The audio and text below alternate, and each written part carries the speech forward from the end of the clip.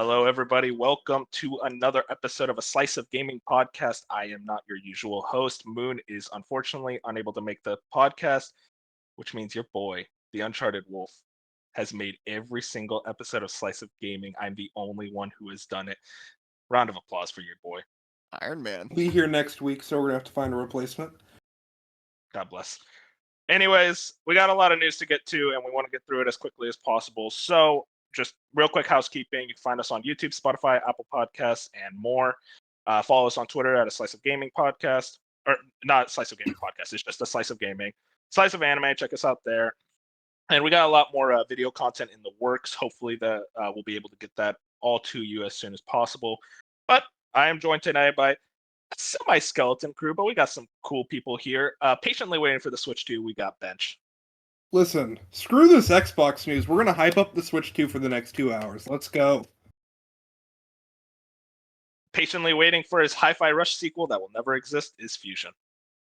That's kind of insane. I thought you were going Yeah, to I Bob thought you with were- that, I but totally thought I'll so take too. it. I'm a bigger fan than him. Just put it out there on the okay. podcast. Bigger fan. And also Bob's here. Yeah, thanks for having me. Moon was supposed to be on tonight, but didn't make it, and so I'm taking his place. Well, all the introductions are out of the way. We got a very hefty doc to get through. A lot of news happened, especially in the world of Xbox, Nintendo, EA. We'll get right to it. Anyways, let's start with our very, very first story, and that is the Xbox news. A lot of stuff happened. All right, let's get to it. First and foremost is the studio closures. Microsoft closes Bethesda's Arcane Austin, Alpha Dog Games, and Tango Gameworks. Kills off one of its best new franchises years in the process. Samuel Tolbort over at Windows Central has this, and I just want to read the main bullet points. Microsoft Gaming is shutting down 3 studios under ZeniMax Media. And then getting into the article itself, Microsoft is shuttering multiple studios under ZeniMax Media, heavily affecting the Bethesda Softworks publishing wing of the Xbox first-party group. Arcane Austin, half of Arcane Studios based out of Austin, Texas, is being closed, as is Japanese developer Tango Gameworks and Canadian studio Alpha Dog Games. Roundhouse Studios is moving to become part of ZeniMax Online Studios, the team that works on the Elder Scrolls Online, and is also developing a new IP. So immediately, those are the first things that we are seeing right there. Right now, we had the letter from Matt Booty that he also put in the article. Today, I'm starting changes we are making to our Bethesda and ZeniMax teams. These changes are grounded in prioritizing high-impact titles and further investing in Bethesda's portfolio of blockbuster games and beloved worlds, which you have nurtured over many decades. To double down on these franchises and invest to build new ones required us to look down the business to identify opportunities that are best positioned for success. Now that's kind of the main bullet point, like the big story that broke out, I think on Tuesday, if I'm correct. I want to read through a bunch. There's a lot of stuff that came out of this. I'm going to read through the first couple ones here. I just wanted to point out this quote from Tom Warren at The Verge got this. Matt Booty said at a Microsoft town hall on Wednesday, "We need smaller games that give us prestige and awards," said Matt Booty, head of Xbox Game Studios. Okay, we need to discuss this. I've been here since day one. I've been here since day one, yelling at Matt Booty, and I've been shunned publicly and privately in our Discord for my Matt Booty hate. And I think I'm owed an apology by every single person here, because I've been right all along. He doesn't do his job. He's a fraud. He needs to be fired. I don't know what he's doing, because he's obviously not doing anything. I was on your side the whole time. I want to point that out. I've always been a I Matt. think I was on his side the whole time too. I don't think anyone really liked him. Yeah. I don't know, but I was the vocal one. Dude, you want to be Homelander so bad. We get it. Yeah. Anyways, so continue on. I just want to read through a couple more things. Bloomberg, Jason Schreier had this one. Microsoft's Xbox is planning more cuts after the studio closings. This week, Xbox began offering voluntarily severance agreements to producers, quality assurance testers, and other staff at ZeniMax when it purchased in 2020 for $7.5 billion. According to people familiar with the company's plans, others across the Xbox organization have been told that more cuts are on the way. Employees were shocked by the unexpected shuttering Tuesday of 3 Xbox subsidiaries and the absorption of a 4th. The closures include Tango Gameworks, which we already talked about after that.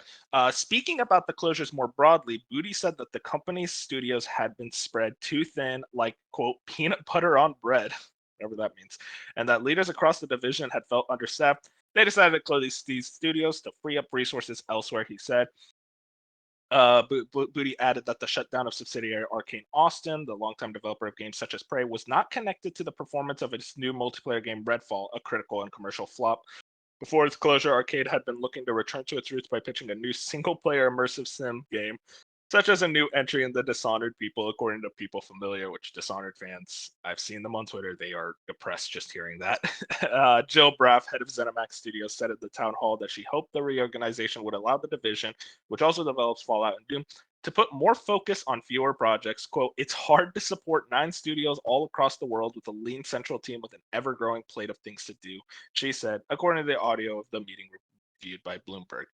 And I should also point out, it says also in this article that Tango Gameworks pitched a Hi-Fi Rush sequel. And one more thing, actually, even before we get into that, that's a whole different topic.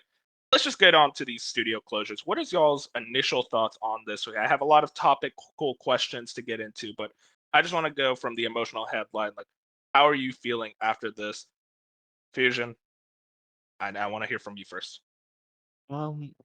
Initially, I low key thought this was like I read like a prank article when it first dropped on Twitter. I'm like, especially when I saw Tango, I'm like, there's no way this is real. Until like I actually like woke up and like looked into it, and I was like, how?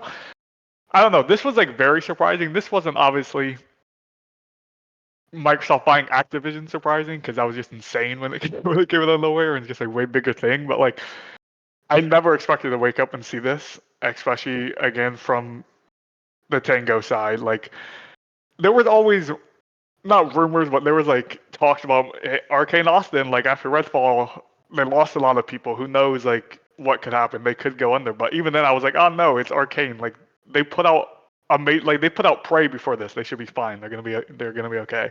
But the fact to see them two, it was honestly just crazy to me. And like from a from a gamer perspective, I was sad. From a human perspective, I'm sad because I'm just so tired of corporations and higher ups just treating people's lives like it means nothing. Like you just keep raising the bottom line, you keep wanting more money, and then you're just affecting so many people's lives at the bottom that actually make the video games for you. They're bringing in the money for you.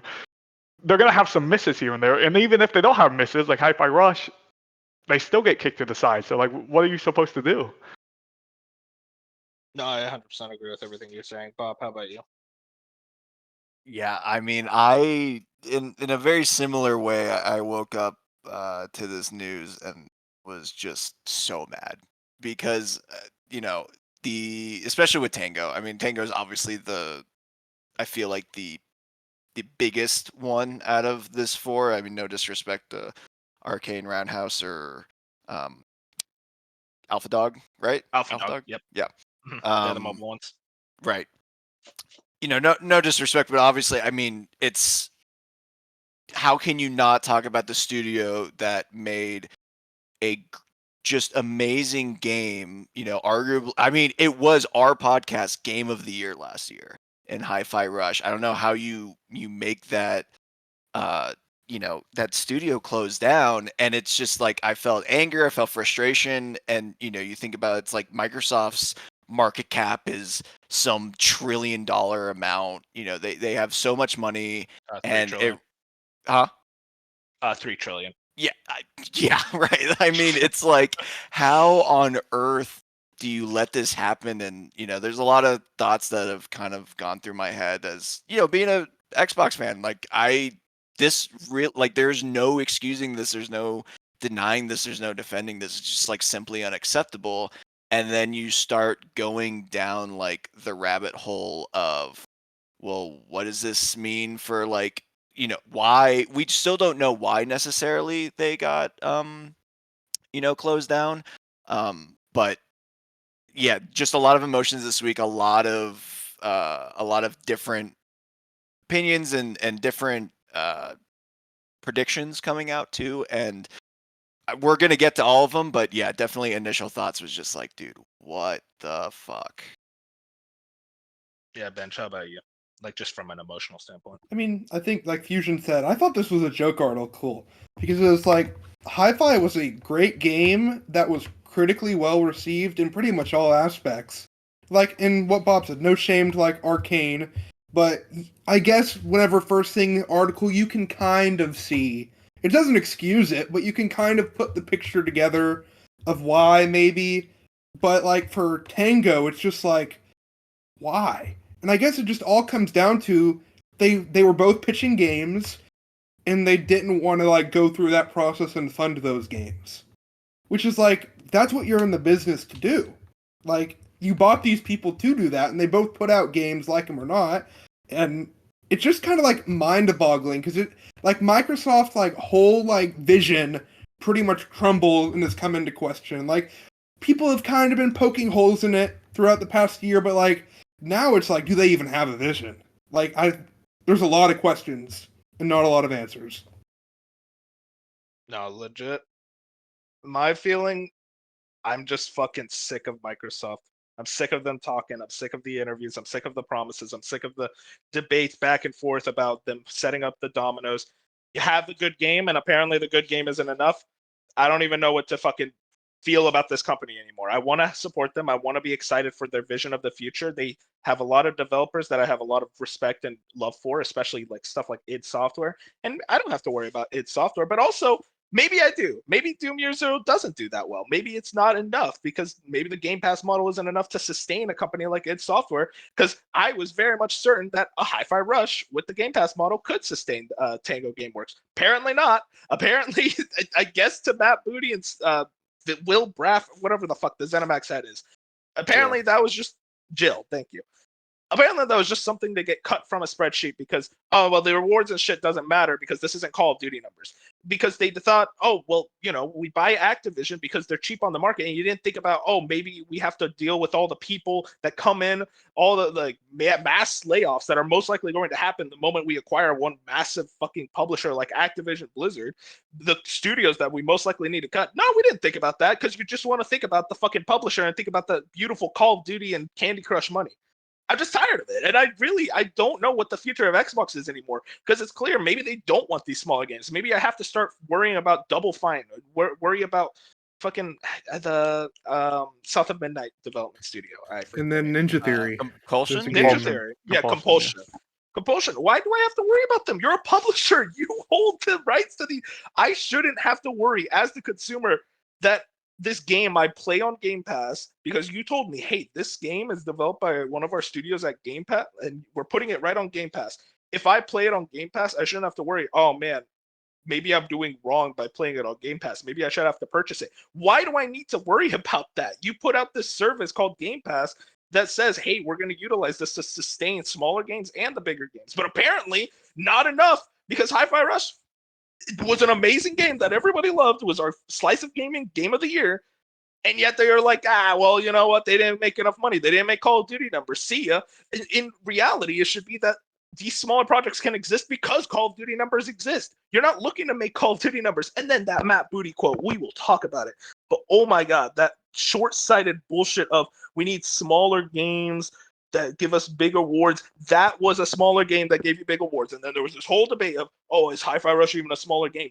It's a smaller game. You sold it for $30 fucking. That is as much of a smaller game as you could get.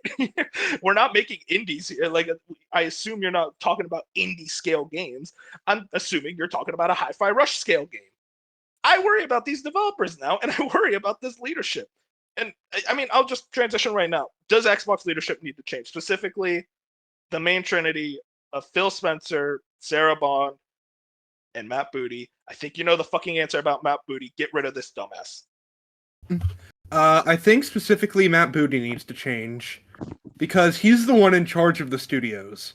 And yes, Phil and Sarah both take a ton of blame as well. But he's the one whose job title is to be directly involved in these things, and obviously he's not doing his job. Something he's doing is not working. And one of the quotes was, "Yeah, we just don't have enough people to look over all these studios. Hire more people or find someone who can do your job better." Because obviously you really are just ass at it. And then Phil and Sarah, as much as like the blame goes to them, and specifically that Sarah interview, which we'll talk about later, it's like I don't know if you can have people in those positions do that. Sure, they're not doing great, but I don't think you can put someone in that position and do better. I think they'd only do worse, if that makes sense. No, more so that like they're probably the best possible candidates for that job. Yeah, most likely. Or maybe rush up Sarah's promotion to Phil's level and have Phil leaves. I don't know. A lot of people are very much against Phil in this, but like I genuinely do think, like, here's the thing: Phil is not blameless here. He is still the head of Xbox gaming. This is your division, and it's clear that this came across your desk. You know, same as Sarah. Both of that, they both saw these layoffs and they approved them. But at the end of the day, all the blame goes to Matt Booty, in my opinion. Matt Booty and Jill Braff, they clearly don't know what they're fucking doing, especially that Jill Braff quote that I read about how it's really hard to manage 9 studios. Then why did you fucking buy them? I don't understand the mentality of buying all these studios and going, man, this is tough. Of course it's going to be tough. You bought them. I assumed you had a fucking plan. I've been Bob, Fusion, any thoughts on Xbox leadership? Yeah, I mean, that's why I was. That's one of the things I do want to focus on too. So quick backstory, because I actually didn't notice until I just looked into it right now. Jill Braff has only been head of. That was one of the the promotions that happened at the end of last year, when Sarah Bond got promoted to CEO or head of Xbox and all of that stuff. She was part of that reorganization and became the head of ZeniMax Studios. So I can't give her, like, I thought she was there longer, so I could give her a little bit more flack, but I don't understand how, even from her perspective, like, you know that, like, these aren't new studios. These 4 studios that are now gone have been with ZeniMax since the Xbox acquisition. How do you all of a sudden be like, nope, 9's too many? Like, you've had them this whole time. You could have easily, like, scaled down or put in preventive measures, and obviously not her specifically, but even, again, Matt Booty could have done something to prevent this, because it feels like there were signs there that were being ignored. And yeah, I'm obviously on the same train with Matt Booty leaving. We saw it with Redfall, where they're like, yeah, it's, and honestly, Redfall's like a great example of, yeah, I think they did stretch themselves too thin, because how do you let that game release in its current state? How on earth do you just, like, let that happen? And it's probably because they cannot get to all these teams and manage them properly. So with Phil, God, I honestly, like, Sarah, I think she's still kind of too new to where I don't really mind. I mean, what she said the other day was bad, but I don't think she did do a lot with integrating Japan. Well, did integrate Japan yeah, with. that was outdated. Yeah, I know. It just sucks. It sucks saying that, right? But she has done, like, positive things, and I think this would be, like, the first, I think, blunder that would necessarily fall within her realm. And with Phil, it's like, he's been there now 10 years? Yeah, about 10 years. He joined. Yeah, I mean, he's had different positions, but essentially the head of Xbox for roughly 10 years. And to his credit, I think he did do a lot of, like, he did get them out of the Xbox One era, and I think he ushered in this new generation. But I think it's clear now that they're taking this in a different direction, whether that's Microsoft or Xbox. I mean, we'll talk about it a little bit later, but maybe it is time for a different vision to be, put in place here. But I don't know. I don't know if you can keep, like, you kind of need to weather the ship, and I feel like putting a new head of the company is not going to do that. It's only going to create further turmoil. And then also, I do want to just, like, throw this out there. I think Aaron Greenberg also has to go. Like, that guy's no. I Like, just, I don't understand. Like, there are definitely certain positions where it's like, how have we let this go on for this long? Like, the leash should be so short. It's insane. And yet we're still making these same exact mistakes I feel like Xbox of 2016 was doing. I mean, like I was talking about this. I was talking about real quick, Bench. I was talking about this with someone, but it's like when you fail in a job, you expect to get demoted. Matt Booty, and I know I'm circling in on him. I think he deserves to be circled in on. This man keeps failing at his job for over 10 years, and he's literally got promoted like earlier this year. How does that happen? How do you keep failing at your job, keep failing to manage your games, keep manage the studios, and they say, you know what, Matt, you did a bad job. Let's get you a better position. Like I don't expect. What is the expectation out of that person? Anyway, Bench. Sorry, what were you saying? If Phil leaves, I think it's more likely that Microsoft brings someone in from their side to lead Xbox. Therefore, that might not be the best because I don't think they hire someone externally. I think it's someone Bobby. from. No, but calm down. I just think they hire someone from within the Microsoft executive level, and that person's just, love it or not, Phil knows the industry. He's been in it for a long time. I just don't think Microsoft would hire someone who would know as much as he does, even if he deserves to be demoted or whatever. But like Booty, I think you can find someone who's like easily find someone better than Booty. I mean, I think we could do better than Booty if I'm being honest. In the one defense I will give Matt Booty, and it's the only one I'll give him. We really don't know what he does on a day-to-day level. We only see the negatives with him instead of the positives. Now, granted, it could have been positives. We could have seen the positives, but we don't really know what he's doing. But still, doing a bad job publicly facing, at least. I'll counter that, Bob, just real quick. Like, not to sound like a pony, okay? Listen, but like Sean Layden, we didn't see what he did day to day, but like we still see him as a positive leader because you know what we did see was 10 out of 10 games coming from PlayStation, the PS4 era, the era that he was leading, and they have very similar positions. Booty and Layden, they were kind of in that same ballpark position, and Layden, everyone sees him as like that was a very strong era for PlayStation that Layden led. I don't see that for Xbox, where every game it feels like there's some weird thing going on. Starfield was divisive, and I know you like it, Bob. I don't want to like dog on it. Like no, people fine. like Starfield. People like Starfield still, but like there was a lot of contra. There was a lot of like back and forth. Redfall, do I even have to mention it? Halo Infinite wasn't finished at launch. Psychonauts 2 was great, but that game was practically almost done. Like that's the problem, is that a lot of these games, Booty is still like he basically just joined in last second and said, "Yep, that was me." It's like I don't know. Like you have to be able to go in and say, "Hey, there's a problem with this game going on. Delay it or cancel it." Redfall, cancel that. Halo Infinite, this thing is not ready yet. Like the multiplayer is not ready, and you don't have a roadmap. Delay it. I guess to jump on Booty some more, one of the games we know that he's been like since the beginning is Perfect Dark, and recent news of that. But like, I guess we know that's like not even coming together in a semi-good way.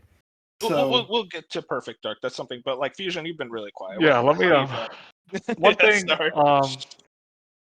You bring up a good point. I'm gonna ask Bot because he's played the most Xbox games here. Has there been? I'm not trying to dog on Xbox, but has there genuinely been a game in the last 10 years that hasn't been controversial for Xbox? Or has every single title they've put out had something wrong with it at some point? I'm gonna be honest.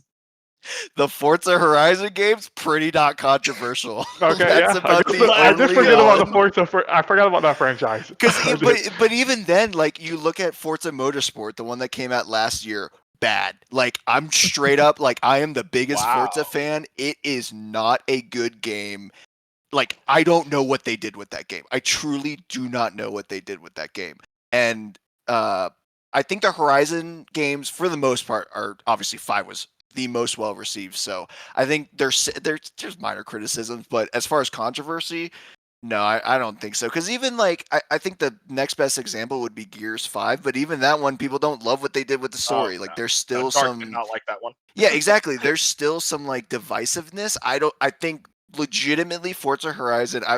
While you're talking, I might think about some more, but that might be the only one. I have an answer, Fusion. Okay. Hi-Fi Rush. That is one. Sure. I mean, that's the one. When you said that, because I showed Bench an article like a few days ago talking about how you can actually pull up an Xbox game at any point and it's going to say like this game's going through development hell or this game doesn't have this at launch. Like you can do that for every single exclusive since like 2014. It's actually insane. Mhm. I didn't like put it together until like I went back and looked at all of Sea of Thieves, State of Decay, Crackdown. Like all of these games have been like there's something wrong with it drastically. Like a large part of the people don't like these video games, which is so insane to me. And Matt Booty has been overseeing it for that long. There hasn't been. How many times can you fail as a human, as someone in corporate on that side, and be able to get away with it? I feel like there was somehow. It's like he has some blackmail on someone on Xbox. It's like I don't understand how he gets Phil Spencer.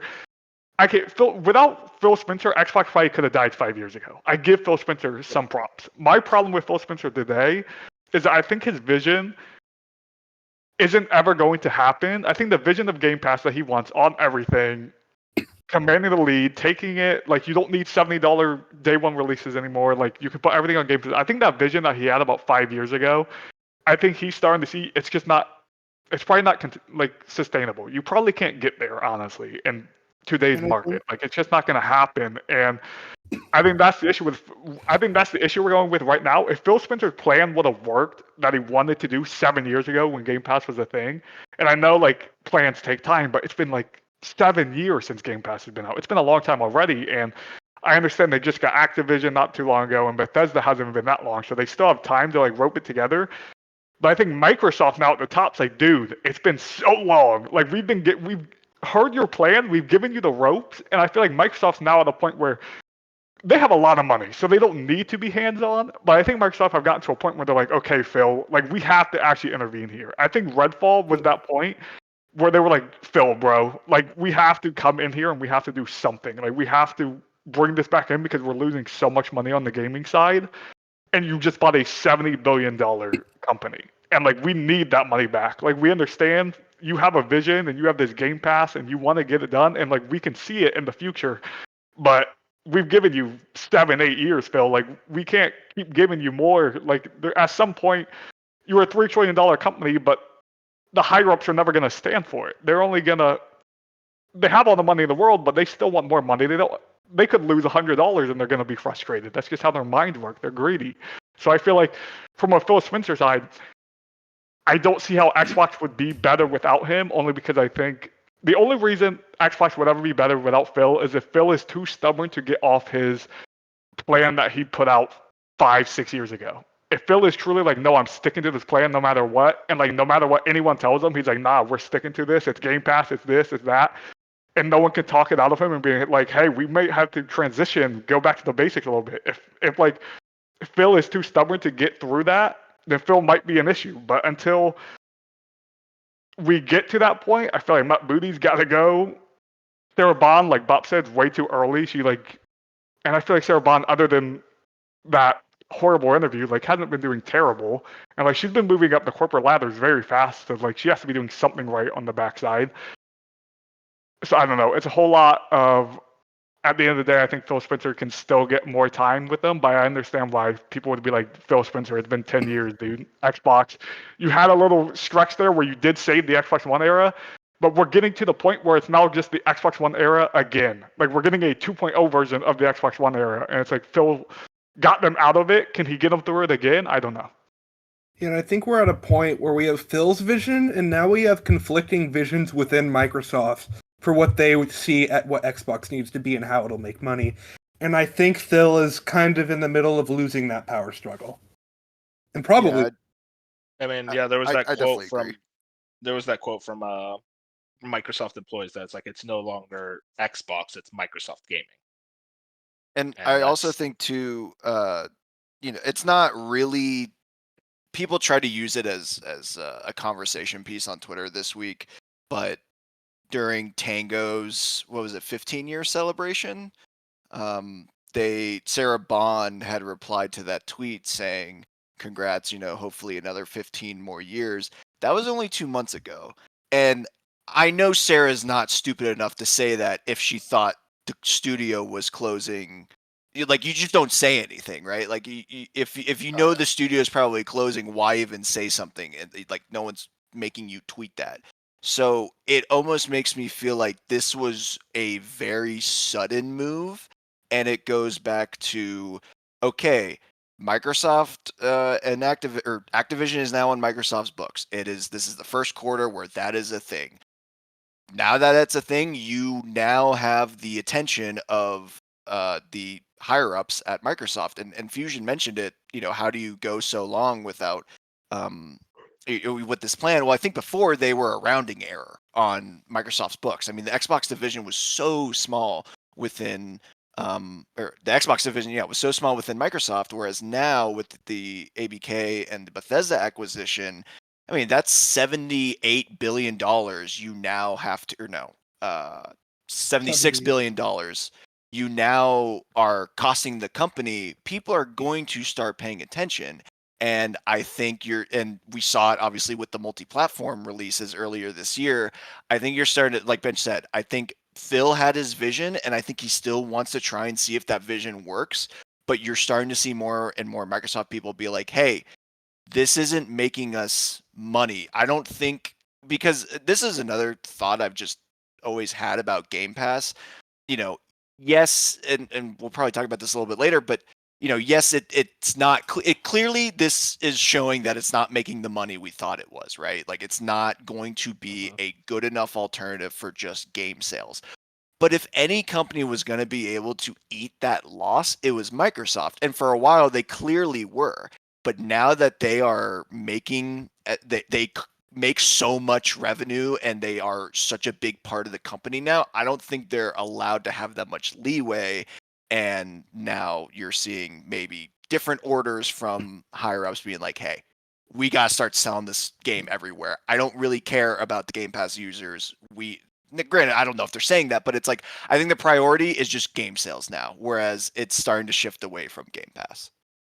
Xbox performance now affects the stock price, which means they have a microscope on them now. 100%. I'm right there with you. Real quick, I just want to point out with what Bench was mentioning earlier with Perfect Dark. I just want to throw this one in. Hazardor Gaming has it. According to Jeff Grubb, Perfect Dark is in a very rough shape. Quote, it sounds like it's in a very rough state. It doesn't sound like it's really coming together in any way. Also heard Jez say the same. And I mean, this was the studio that Microsoft was touting. It's like, hey, this is ours. We quadruple A studio, I think they referred to it as, which may have been a typo, but who knows. And it's like, this isn't even coming together either. And it's like, how is it that this game was revealed in 2020 and we're expecting to like see it in this Xbox showcase? And apparently it's like, oh no, it's not coming together at all. And we've seen like Initiative had a lot of like talent shed from the company, as well as like now they need Crystal Dynamics to come in and help with the project. Like, what is going on with that game in and of itself? And again, Matt Booty's job is to oversee these studios, see what's wrong, and try to fix it. And apparently he's not doing a very good job, and he's still getting promoted. I don't know what the issue is there.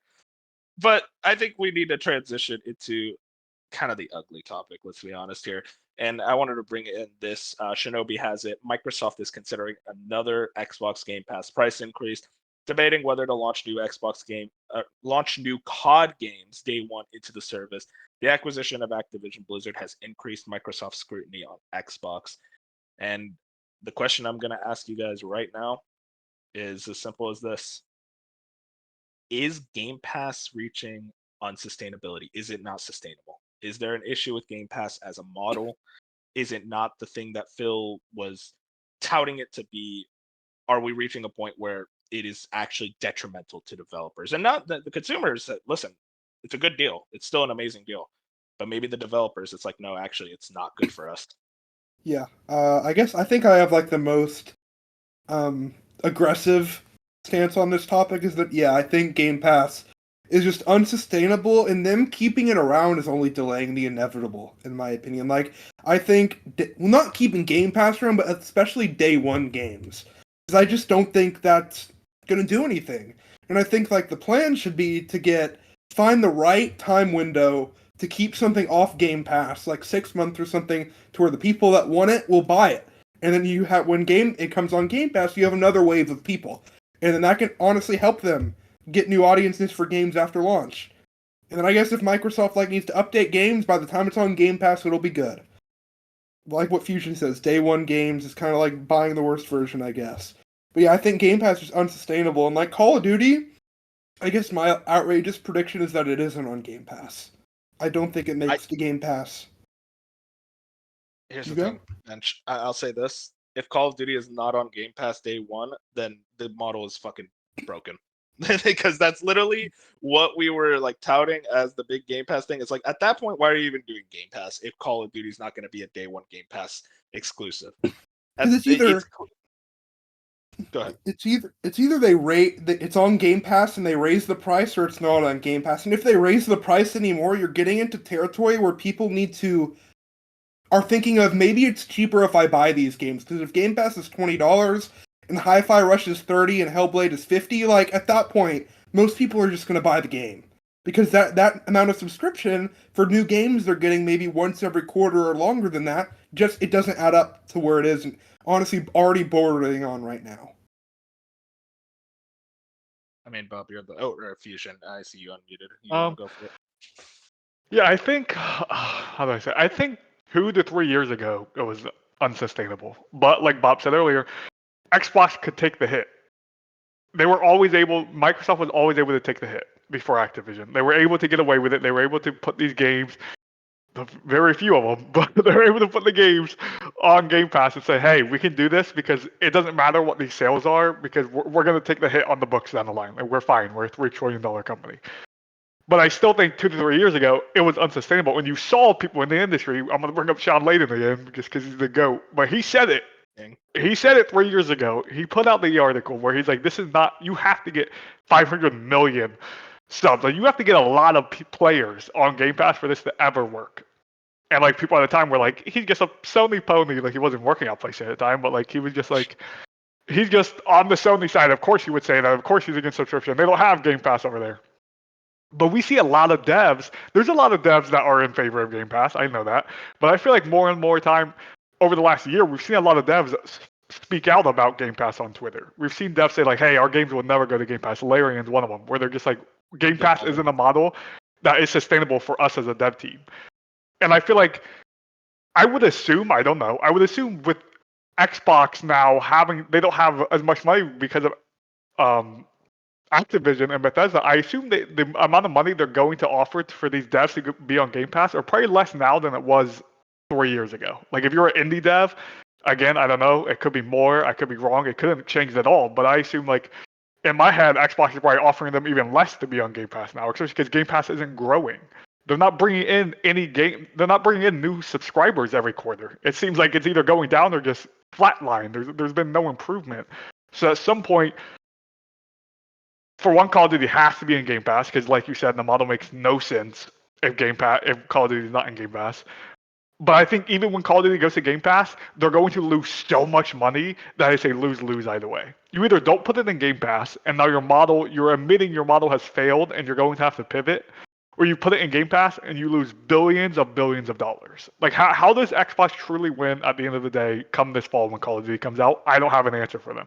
My theory, the best way to do it is you wait 2 months, 3 months. You say, hey, we're gonna have to stop doing day one games, so people are actually forced to buy games and support the devs.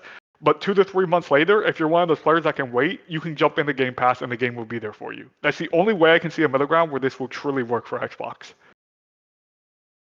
I mean, there's so much discussion about Game Pass all over the space. I mean, I really, again, from a consumer standpoint, I like day one Game Pass games, but it's just not working for the developers. And I think more and more we're starting to see that. And it also not working for the developers. It's not working for Microsoft. So really, it's mostly a lose-lose win, where we're all happy, but then the devs and the publisher are just well, shit, we just took a major loss. We could have just sold that game and made a lot more money. I mean, Bob, I wanted to get your thoughts on Game Pass, just the sustainability of it moving forward. Yeah, I kind of alluded to it earlier, but and Phil has said that I think it was during the FTC trial that technically they still make a revenue or a profit off of it, but and that was under oath. But honestly, at this point, we didn't talk about this earlier, but like I just can't trust anything that's coming out of any of their mouths anymore. Oh yeah, I think I we're wanted to bring far, that up. yeah, we're far past that point where, and that was one of the things too for me, where it's like I'll admit I fell for a lot of what they were saying, hook, line, and sinker, and I'm sure they believed it at one point, but now like the rug's getting pulled out from under me to an extent. So I'm willing to be a little harsher on that.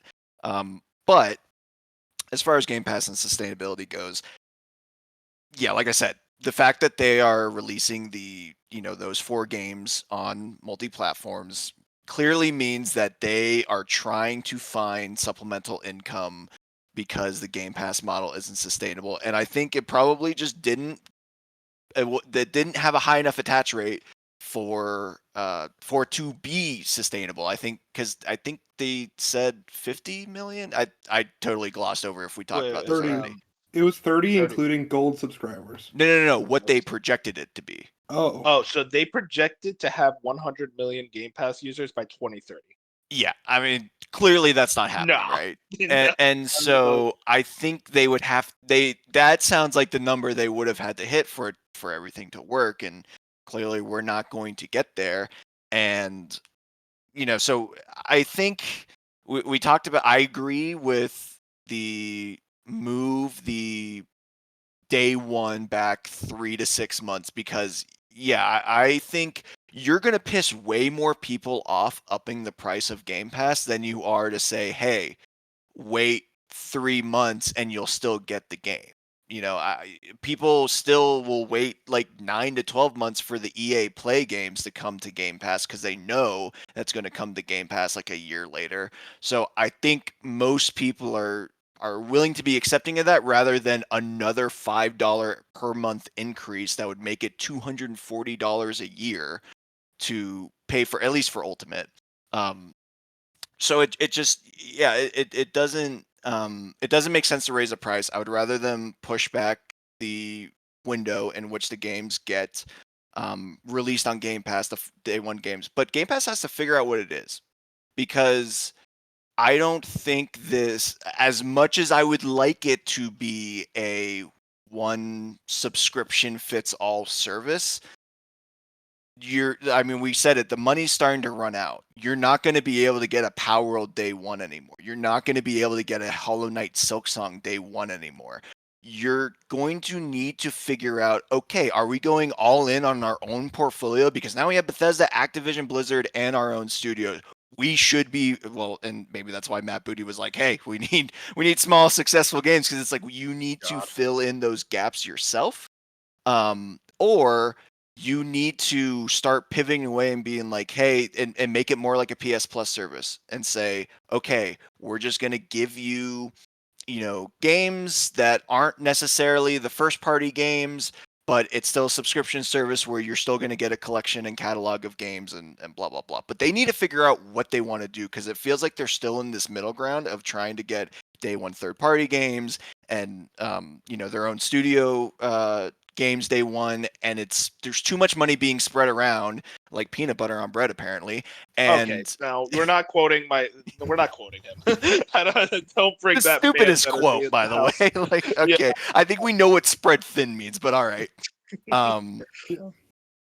So they just need to figure out what they need to do. And as far as COD on Game Pass, if they don't do that, that was what you fought for. That is literally what you fought for. If that does not come to Game Pass, heads are going to fucking roll at, like, as far as like consumer sentiment.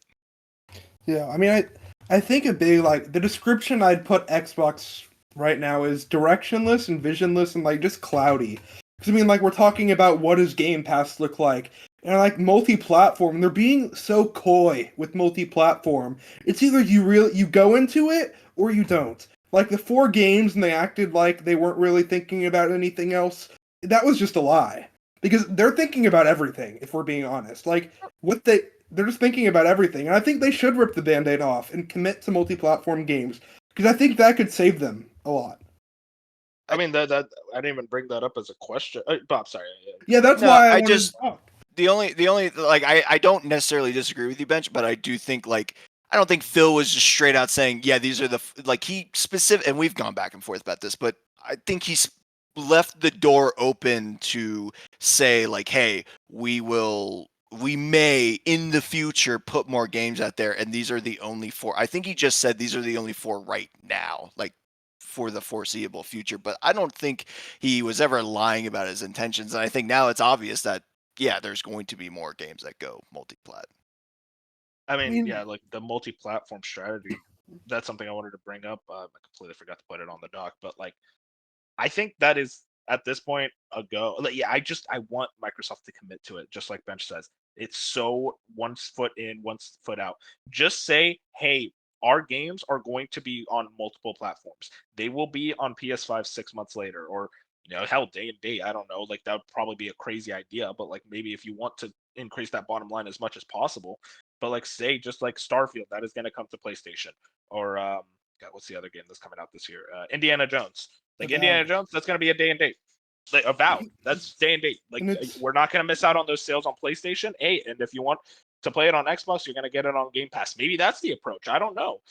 It's just there's clearly an issue with how Microsoft is utilizing Game Pass and the multi-platform approach, and it's like you have to just commit. You can't just be like, oh well, we could do this, we could do that. No, just choose.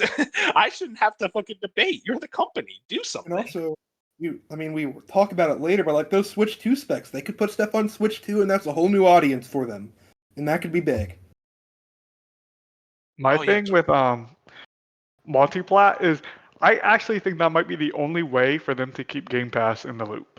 Yep. Where if you're like, I would okay. I'm gonna ask you, Bob, since you're the most invested in the Xbox ecosystem. I love that it just keeps going back to. Well, let me ask you, Bob. Let's say in the future it was day and date everywhere for Xbox games, but Xbox players got Game Pass day one.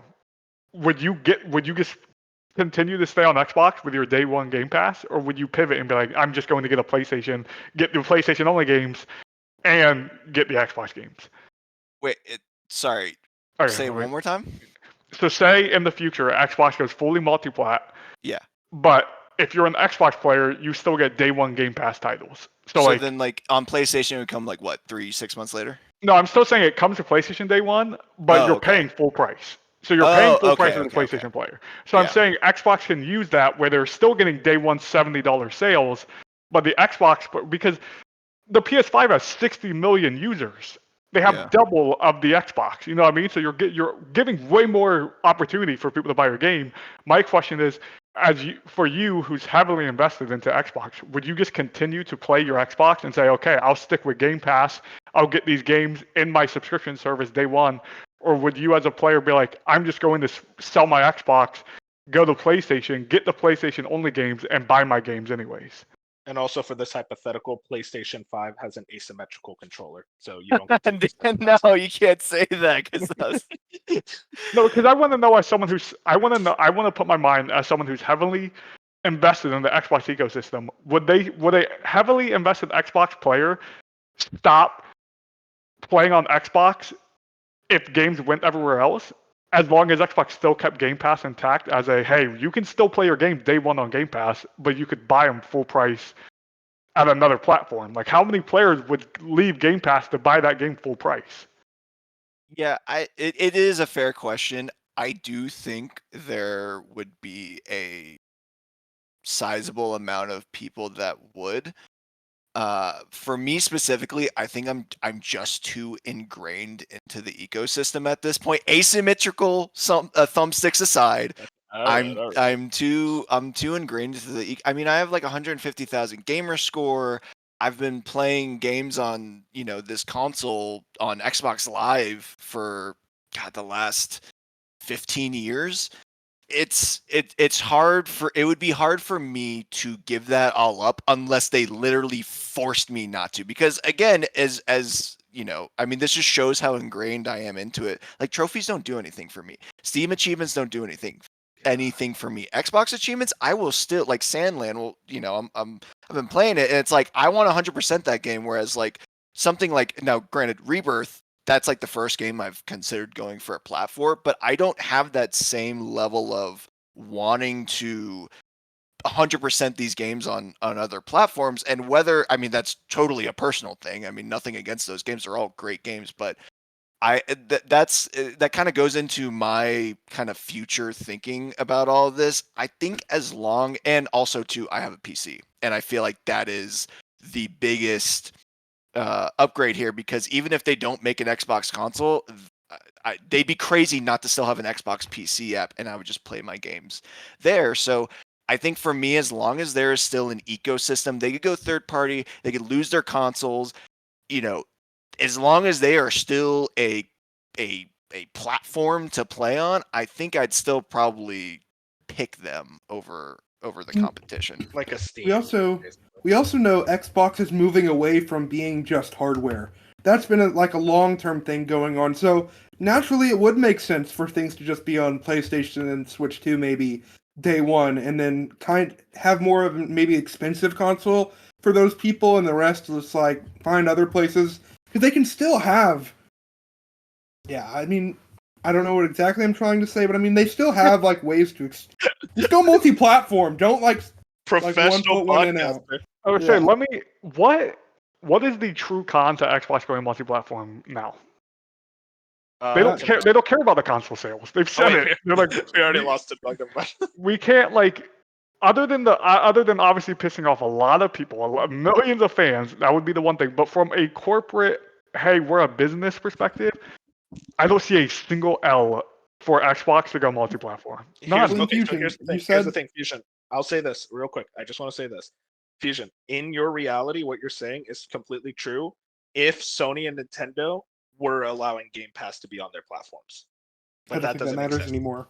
I feel like I feel like if Xbox's grand strategy to want to go fully multi-platform, they need to let Sony allow Game Pass on their platform. Otherwise, it's just like if you want Game Pass, you're playing on PC or you're playing on the Xbox. That's why the Xbox still exists. It's a way to deliver Game Pass.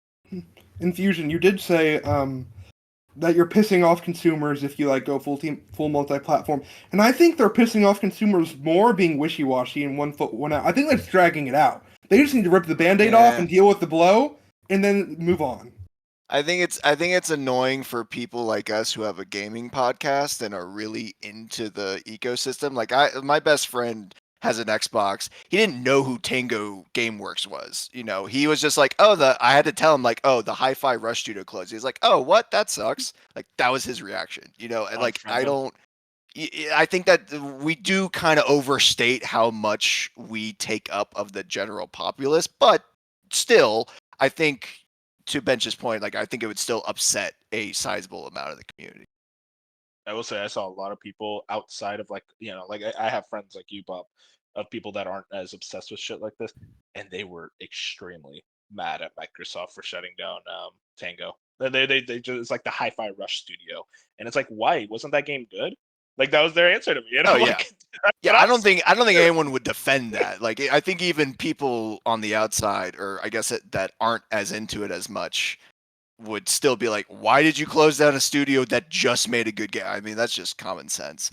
And to answer Fusion's question, I do think the one thing I've always kind of stumbled on is, okay, sure, they go multi-plat, that's fine, but you got to think the people who still play Call of Duty and Roblox and Fortnite on Xbox platforms, they're still bringing in a lot of money for the platform itself.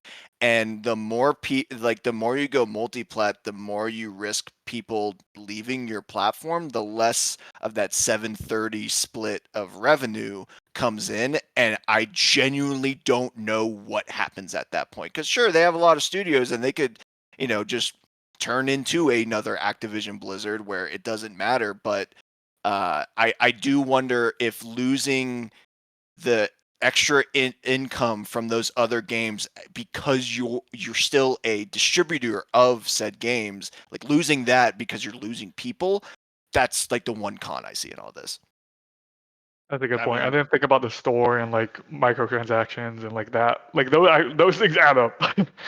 And I mean, the store, extra income. that's something Microsoft is going for with their mobile launcher. Wario 64 has this one. Microsoft will launch its own mobile game store in July.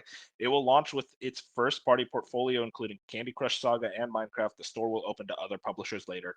Will initially launch on the web. And let me deal with the elephant in the room. Pretty bad timing, just to say the least, to announce, hey guys, we're doing a mobile store. Also, 4 studios are gone. Like, just like the little footnote of the 4 studios being gone, kind of weird. But the main thing is, I don't know what the strategy is. Okay, let me just purely ask you guys this: do you guys use Bob? Are you Android? Yes. Have you ever used the Samsung store? Nope. There are specific. This is actually really funny. There are like 3 or 4 specific apps I use from the Androids or from the Galaxy store, and every once in a while I'll get a notification like, "Hey, you have an update." I'm like, where'd you come from? Like, I don't want to deal with you. Exactly, right there, what you said. I don't want to deal with you. People use the default launcher on their thing for the store. They're not going to download this Microsoft store on their phone just to play Minecraft, Call of Duty. They'll just stick to Google Play Store because that's the default. They'll stick to the App Store because that's the default. And they just gotta like Jeff Grubb was talking about this on Game this morning. Basically, the hope is that regulators kind of force Apple and Google to like allow Microsoft Store as like one of the mainstay stores as well. It's something you don't have to install. And I think that's a lot of hopium, honestly. And also, I think besides like I guess this store, I think this shows a lot of like bad internal communications with an Xbox. Because what happened earlier this week? Why do you have to announce this week on top of like that controller announcement? It's so tone deaf, and it seems like just people aren't talking to each other. If you know you're shutting down tons of studios and people be angry, you send an email to the marketing department and say, "Hey, postpone these announcements. We're not doing them right now because it looks stupid." Like, I just don't know what's going on there. Yeah, Okay, that is something. The controller one, I get. That was bad. There is no, especially because of the general stigma that like, you know, you could say Xbox players buy more controllers than they do games because they make a shit ton of, you know, these special limited edition controllers, which hey, guilty. I bought a couple of them. But for that to be the first thing that gets posted after this, I was like, oh my god. But feel the burn. The Bloomberg stuff, like, I don't think that's something they could get out of. Like, I think that was part of a like conference and there was a TV spot. Like, I don't think you know, that was like when Phil Spencer still did the Kind of Funny interview after Redfall and the Animal Talking interview after Halo delays. Like, you still kind of have to do these engagements. It's just Sarah Bond should have been way more prepared on that question being asked. You can also cancel. Like, you're you can cancel. I can't. And also, like, I think the main part is like, fine, do the interview, but come prepared because how do you not expect those questions to be asked? And some people are saying, oh, well, she's not the right person to ask. She's the president of Xbox. Yeah, she should know. Like, 100%. it boggles the mind. I just don't know. Like, you have to have some internal communication, prepping, like, internally, Microsoft Xbox right now must be just a clusterfuck. Because I don't know what's going on right now. I do think part of it is just they are such a big company that the communication specifically, I mean, we saw this with the multiplat rumors and stuff. The channels that get this stuff like synergize between all of these different departments is so slow and it's so annoying. I mean, I'm with you, Bench. It's annoying, it's bad, and I don't know why it's not faster, but it also just goes back to weird Microsoft, I'll call it stink, that just makes the platform worse. Like stuff like that with the slow communication and just genuinely just bad marketing. But then another thing, and this is just a tangent, I'll keep it short. Like the contract work, like the Microsoft contract work to where you can't keep developers on for like longer than 18 months because that's how long you can do it. And then they have to reshuffle people in. It's like you look at, you know, Square Enix and the Final Fantasy Rebirth team where they kept 80% or more of their studio and they were able to make a game in 4 years. Like that stuff just makes me so mad. It's like, why can't you just like, why? Just why? You're shedding all your talent. The people that know how to work on these games, the people that worked on the first game, you can't like. I saw this comparison the other day. I found it fascinating. Where Uncharted 1, Fusion, you keep sticking with me here. Uncharted 1, good game. Uncharted 2 improved this as a sequel in every way. Hi-Fi Rush 2 probably could have been that Uncharted 2 moment for them. But they weren't able to because they got shut down because it was not a big enough success. If Sony did that with Uncharted 1, said, oh, well, it's not a big enough success, let's shut down Naughty Dog, then we wouldn't get Uncharted 2, 3, 4, Last of Us 2. And yet, that's just kind of the way the modern gaming industry is. It's kind of annoying. To close out the topic, because we have just hit the hour mark on Microsoft alone. Let's go.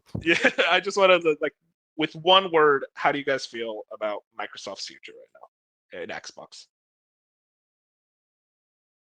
Negative. One word.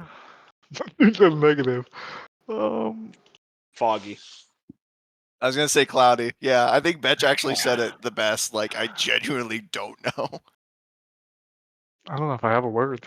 Oh my God, Fusion! Just steal I have one a of word. ours. No, that's Wait, hold on. Well, Fusion, I'll riff real quick because I do have one closing thought that this is where you're gonna get your Xbox cope. So let me just prepare that now.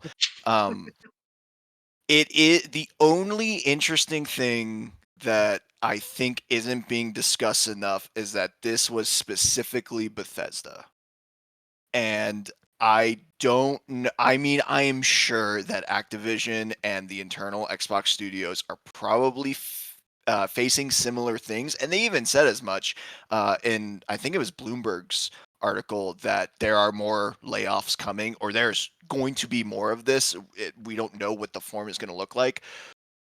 But as far as closing entire studios or closing entire teams, this was just limited to Bethesda. And I think if you did see an Xbox game studio get shuttered or an Activision studio get shuttered, I think it would be a lot more dire. But I think the one thing I'm coping on is, hey, this was just Bethesda. Maybe they just don't have their shit together, and the other studio or the other companies do.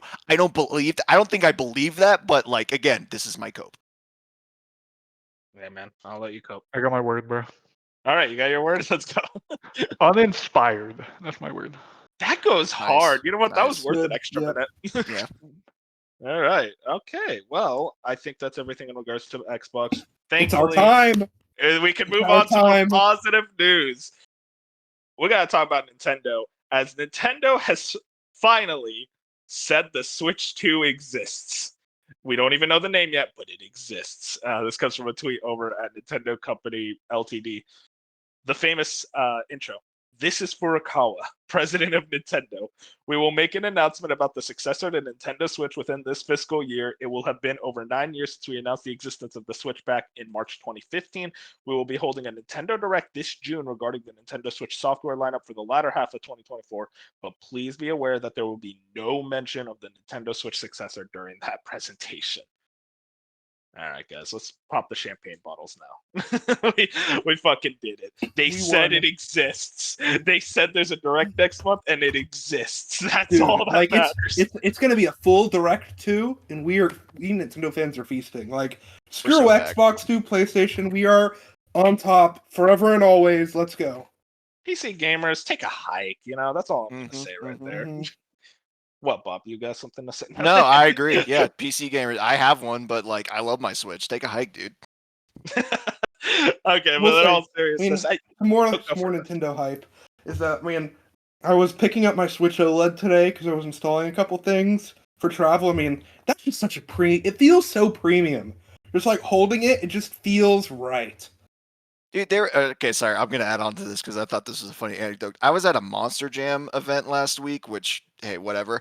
But there was a kid in front of me just locked into playing Tetris on his Nintendo Switch OLED while monster trucks are doing a backflip. And I'm like, you know what? This is how strong Nintendo has a grip on these kids. This monster truck that's 20 feet tall is doing a backflip, and it was sick. And this guy's like, nah, I got to do Tetris, dude.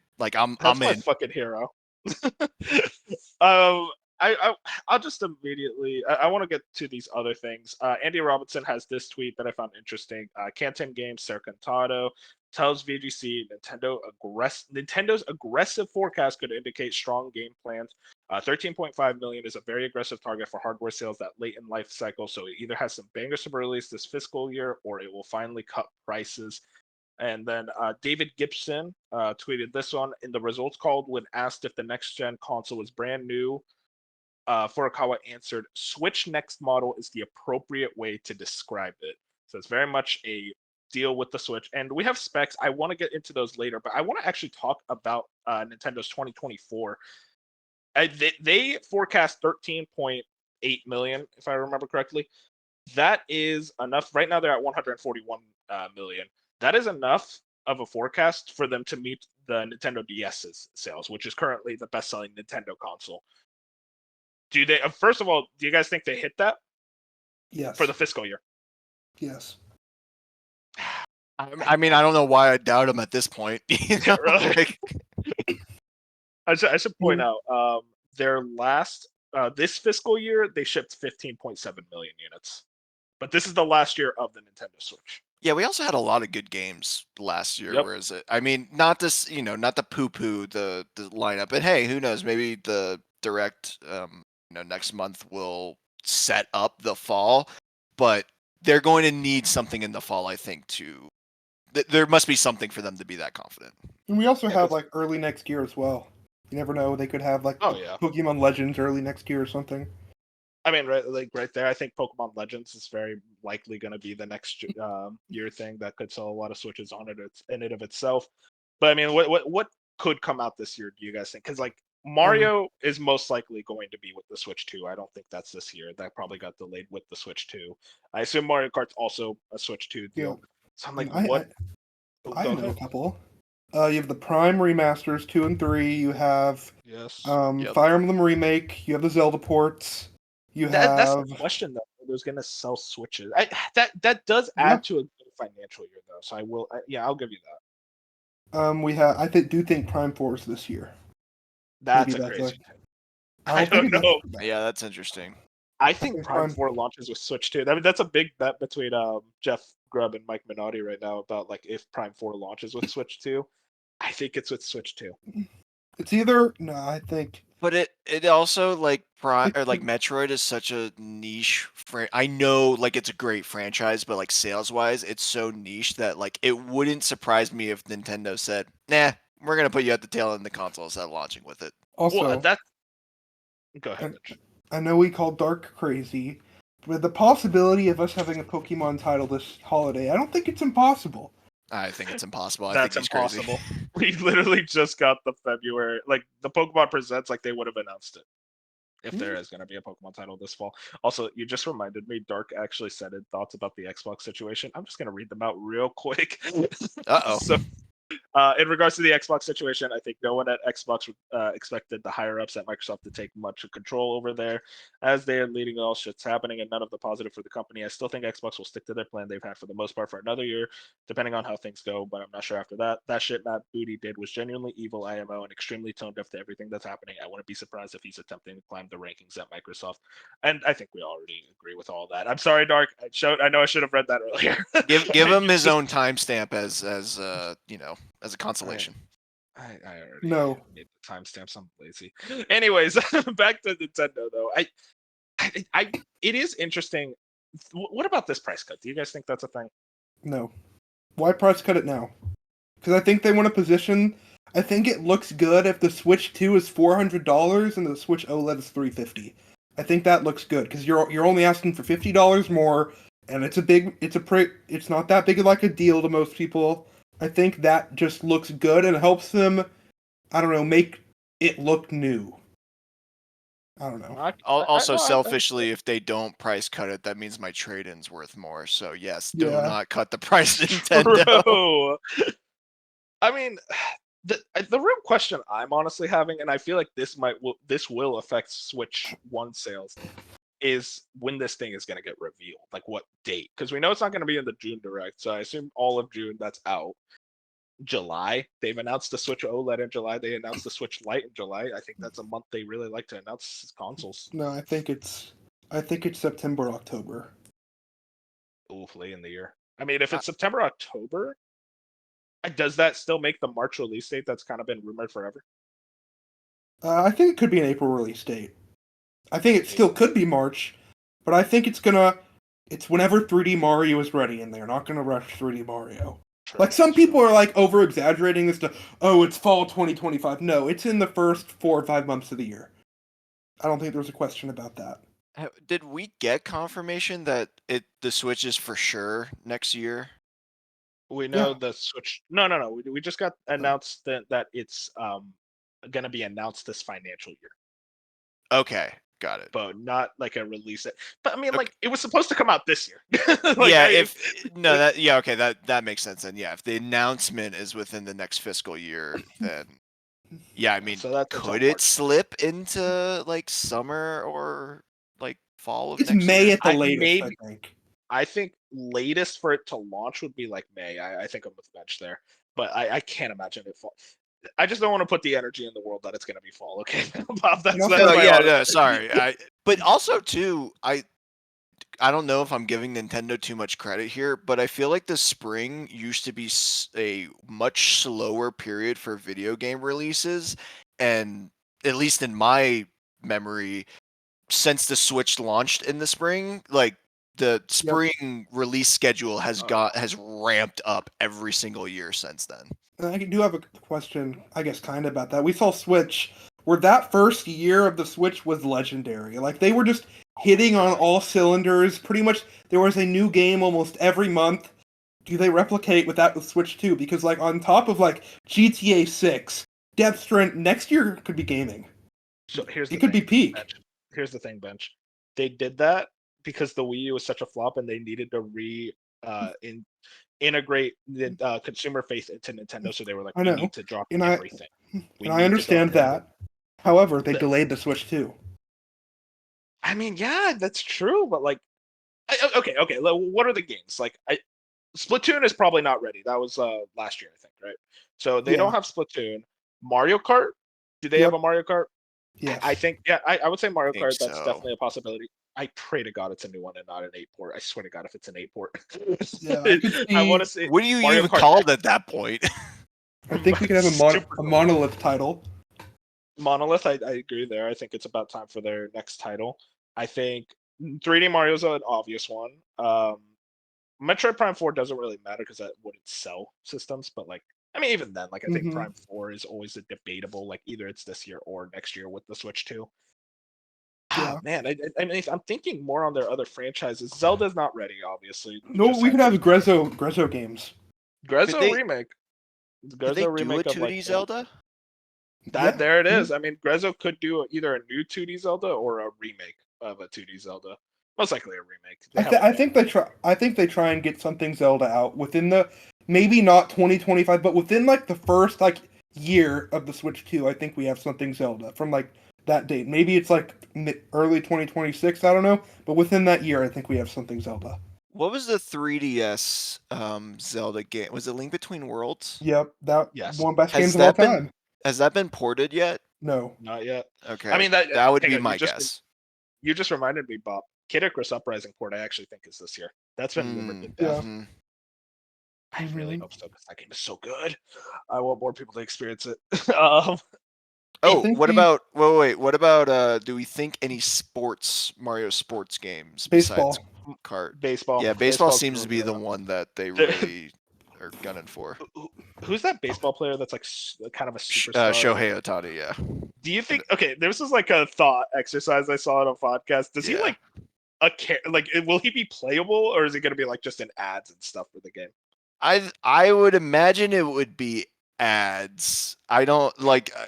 Yeah, that just doesn't. I don't know how you incorporate that into the game. Now, granted, like, are we at the point with the Switch that they could actually, and I mean this in the nicest way possible, like they could actually render like a sport character, or something that doesn't look cartoonish. And I mean, you get into our next point, which is the specs that leaked for the Switch.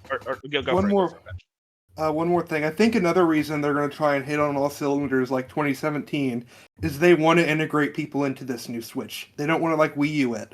They need a lot of games for people to have a reason to invest in the new hardware, and I think that's another reason where they're really going to push. And maybe the new Pokemon game is just Switch 2 launch.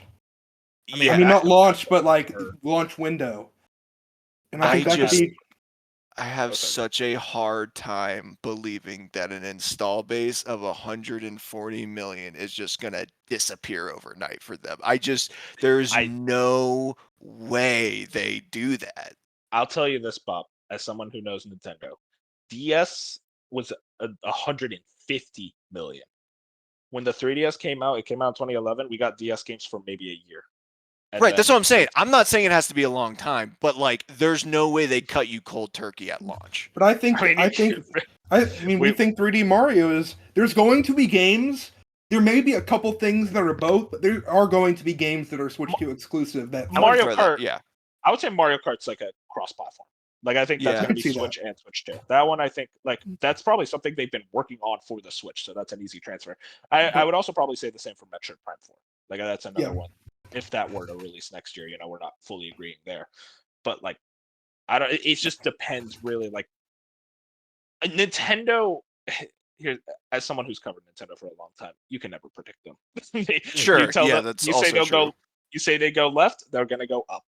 I don't know what the fuck they're doing half the time, but it works. And I think they just want to be very safe. They want to be very conservative, and they want to say, you know what, we need to have a subtle transition into the next console generation. We don't want to basically cold turkey them, but we want people to understand, like, hey, this is the next console, buy it. And I think people want to buy the next Nintendo console. The fact that the Switch has 141 million units, people are just going to buy it just by the Nintendo name alone.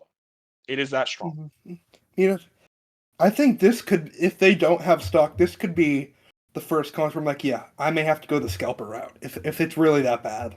Like I don't think I could wait. Oh yeah, no, I really don't. Depending on our bet, for people who don't know, me and Bench made a bet between against Bop and Dark about 3D Mario. They think it's cross-platform. We think it's exclusive. And one of the things was, if it's not exclusive, if like Bop and Dark win, I have to wait a week to play 3D Mario, and I will literally. I don't know. Wasn't that void if it got delayed though? No, I don't think so. No, because we said it was void if it got delayed away from the Switch 2. Got it. If it wasn't launched. Yeah. Got it. Exactly.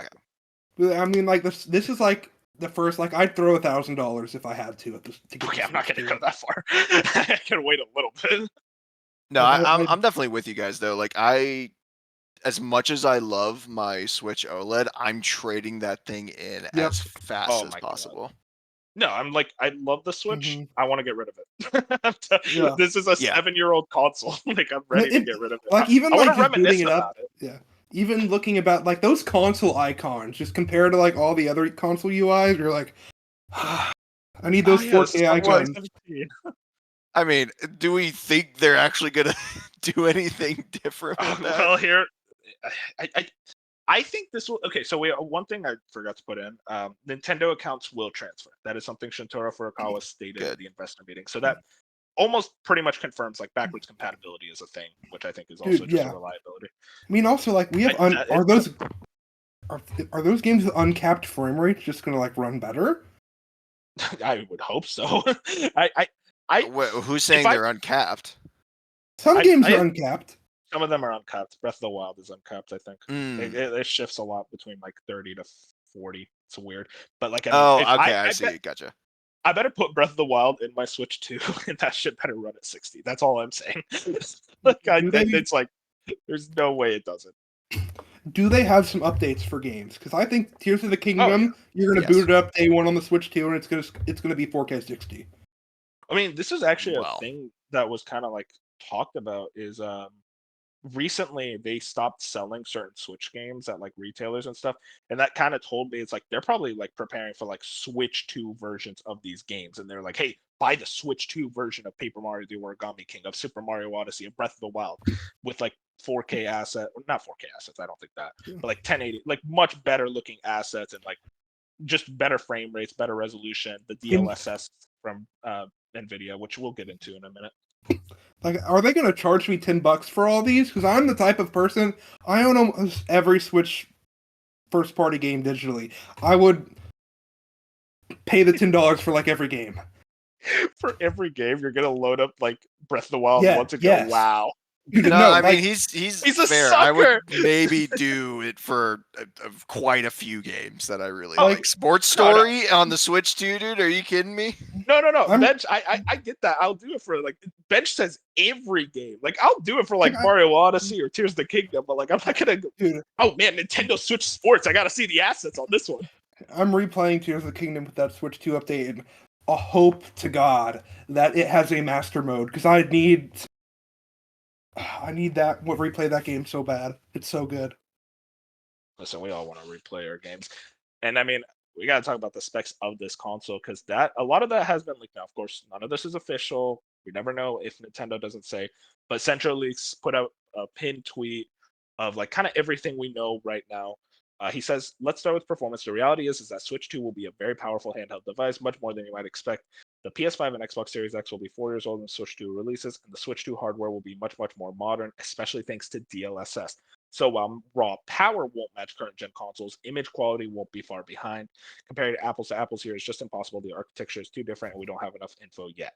Now let's dive into the leaks. All but confirmed. The screen will be 8 inches LCD, at least on one launch model. So it's possible there's multiple SKUs. I don't think there's going to be multiple SKUs at launch. I think there's. I don't either. Switch 2. I mean, I could think maybe a digital version, but that's it. Yeah, it will use DLSS to improve performance and support ray tracing. And Bob, help me out here. Sure. That's the good number thing go up, right? For DLSS? Yes, sir. Yes, that is the program in the GPU, which is your graphics processing unit, if we actually wanted to define it. But like the graphics card in the Switch that will take resolutions, like it'll take 720 and it will digitally restructure it up to 1080. And to the common consumer and the average eye, you're not going to notice a difference. But you're not going to notice a difference between a real 1080 and a DLSS 1080. Okay. And 3.5 is like current version, right? I think there's a 4. No, maybe there is only a 3. No, there's no 4. There's no 4. Yeah. Okay. It's pretty close to like new tech, and yes, the performance, because you're not actually rendering it at as high of a resolution. Yes, you should be able to get better frame rate performance. And this is the new stuff that recently leaked. 12 gigabytes of LPDDR5X RAM. Good? Is that good, Pop? It's more than the Series S. Yeah, it's a lot of RAM for what it probably needs. It's fast. It's new RAM, right? Like the series of RAM is pretty new. It's not. I mean, 16 would have been great, but I think you're going to, especially for like, no offense, Nintendo games, I think that's going to be more than plenty. And honestly, might be, one of the. It's probably out if you separate all of these categories like out and compare it to other consoles or PCs or whatever. I mean, Bench already said it. It's better than a Series S. So like this is as close to top of the line, like brand new tech as you're gonna get from a Nintendo device. I do think that this being, because all this does feel grounded, which makes it pretty believable. Like none of this feels like crazy. If that makes sense. Sure. Mm-hmm. No, I'm right there with you. Especially like what we're looking at now. A lot of these parts and stuff are going to be a lot cheaper in 2025 and then moving forward. So I think Nintendo's kind of future-proofing this thing. 256 gigabytes of UFS 3.1 internal storage. Pop. I keep saying Pop. It's like, I don't know tech, man. I ever like you. Yeah. So, anyways, talking about Xbox, no. Yeah. No. I don't know what UFS 3.1 internal storage is, but I have heard from other people that that's a pretty also updated tech as far as storage will go. So hopefully that'll mean faster read-write speeds and all that good stuff. What do I pay you for, Bob? Sorry. Nah, you're fine. It sounds like a lot of internal storage. Yeah, also 256 compared to what, 64 on the original. Switch, what was the original Switch? was 32. Yeah, like yeah, okay. That's an increase. Yeah. Yeah, I had a question about Go for this. it. How, like, because I haven't played a lot of games on Switch, how big are Switch downloads usually? Like, how big is Tears of the Kingdom? 16 gigs max for like so any yeah, Switch game. this would be like you could have 100 No, games. that's 16 max for a Switch game. Because I don't think Tears of the Kingdom wasn't 16. I thought it was like Tears of the Kingdom was like 15, 16. Was it really? So do we expect like that like similar? Do you think them raising the storage this much, like the games are going to get bigger to download, or do you still think they're going to be in the same ballpark? I think it'll be a little above, but I think Nintendo's very good at like compressing stuff down. Like Tears of the Kingdom being 16 gigs just shouldn't work. Like it's kind of that is true. Way bigger than it needs to be. It's surprising. Yeah. 16 So, and I do think like Switch also has micro SD support. So I mean, like I have a 1 terabyte micro SD in my Switch, so I'm never like wanting storage. And it's easy to like upgrade. Tears of the Kingdom is kind of an outlier too with the 16 gigs. Like most of them kind of hover around like 8 gigs at max. Yeah, that's good. Yeah, like 6 to 10 is I feel like the sweet spot for most of them. But yeah, like especially Pokemon Violet was 11. Tears of the Kingdom is 16. Xenoblade Chronicles 18. Dang. 18? That makes sense. Oh, those games are bigger though. Well, no, I'm there was a 16 limit, bro. Most of them are like. Pikmin 4 was 10, Luigi's Mansion 3 was 7, Metroid Prime Remastered 6, Super Mario RPG 6, Pokemon Legends Arceus 6. So yeah, trust me, there's good for their there's teams 10 over there. Isn't it crazy that like Pikmin 4 is bigger than all? Like it's smaller than Tears of the Kingdom and Xenoblade 3, and yet it's a better game. Isn't that crazy? Wow. Wow. Get that compression team working on like the NBA games. Like how are the NBA games right? Or Call of Duty, they're good at this stuff. I mean, we did see later on in the specs, like apparently it's having like an updated file, like unzipper or something. Would I take that to mean it'll just download things faster, right, Bob? Yeah, I mean it would also depend on Nintendo servers because let's be honest, their internet servers are not exactly a strength of theirs, but hopefully. Yeah, I would imagine that downloads would be faster. That's both a internal thing and a server side thing. But as far as being able to, that would be the part where you download the file, now you have to like actually extract it and make it work and be recognized on the Switch. And I think wasn't it the PS4 that famously had like the 99% what was the PS4 you know what I'm talking about? Like there was like one stage that lasted way too long. Like this would avoid that. Yeah. No, I know what you're talking about. We already talked about the magnets and the back compat. The last two things I want to point out: 4K support while docked. That's the part where I'm like, I don't know if that's real. I think it is. It utilizes DLSS maybe. I think it's future proofing because I don't know if we'll see every single Nintendo game like have 4K resolution, but I think it's really just future proofing because if this is anything like the Switch, it's going to be on the market for 6 or 7 years. You need to have 4K support. I think it accomplishes 8K on the PS5 box. I was just about to say it accomplishes the same exact goal as the 8K on the PS5 box. It won't do it, but you can put it on the box. Well, I'm sure third parties may make 4K games, and you'll have options to do that. And I think like Tears of the Kingdom and those bigger Nintendo games may be 4K or work towards that. But I really think it's just they need to have this support because 4K's been a thing for like 4 or 5 years now for the most part, and this is going to be on the market for a long time. Yeah, but the issue I have there with like trying to prioritize 4K is that and well, if you didn't necessarily say this, and I don't know if the tweet actually says it, but its power performance is somewhere between a PS4 Pro and a Series S.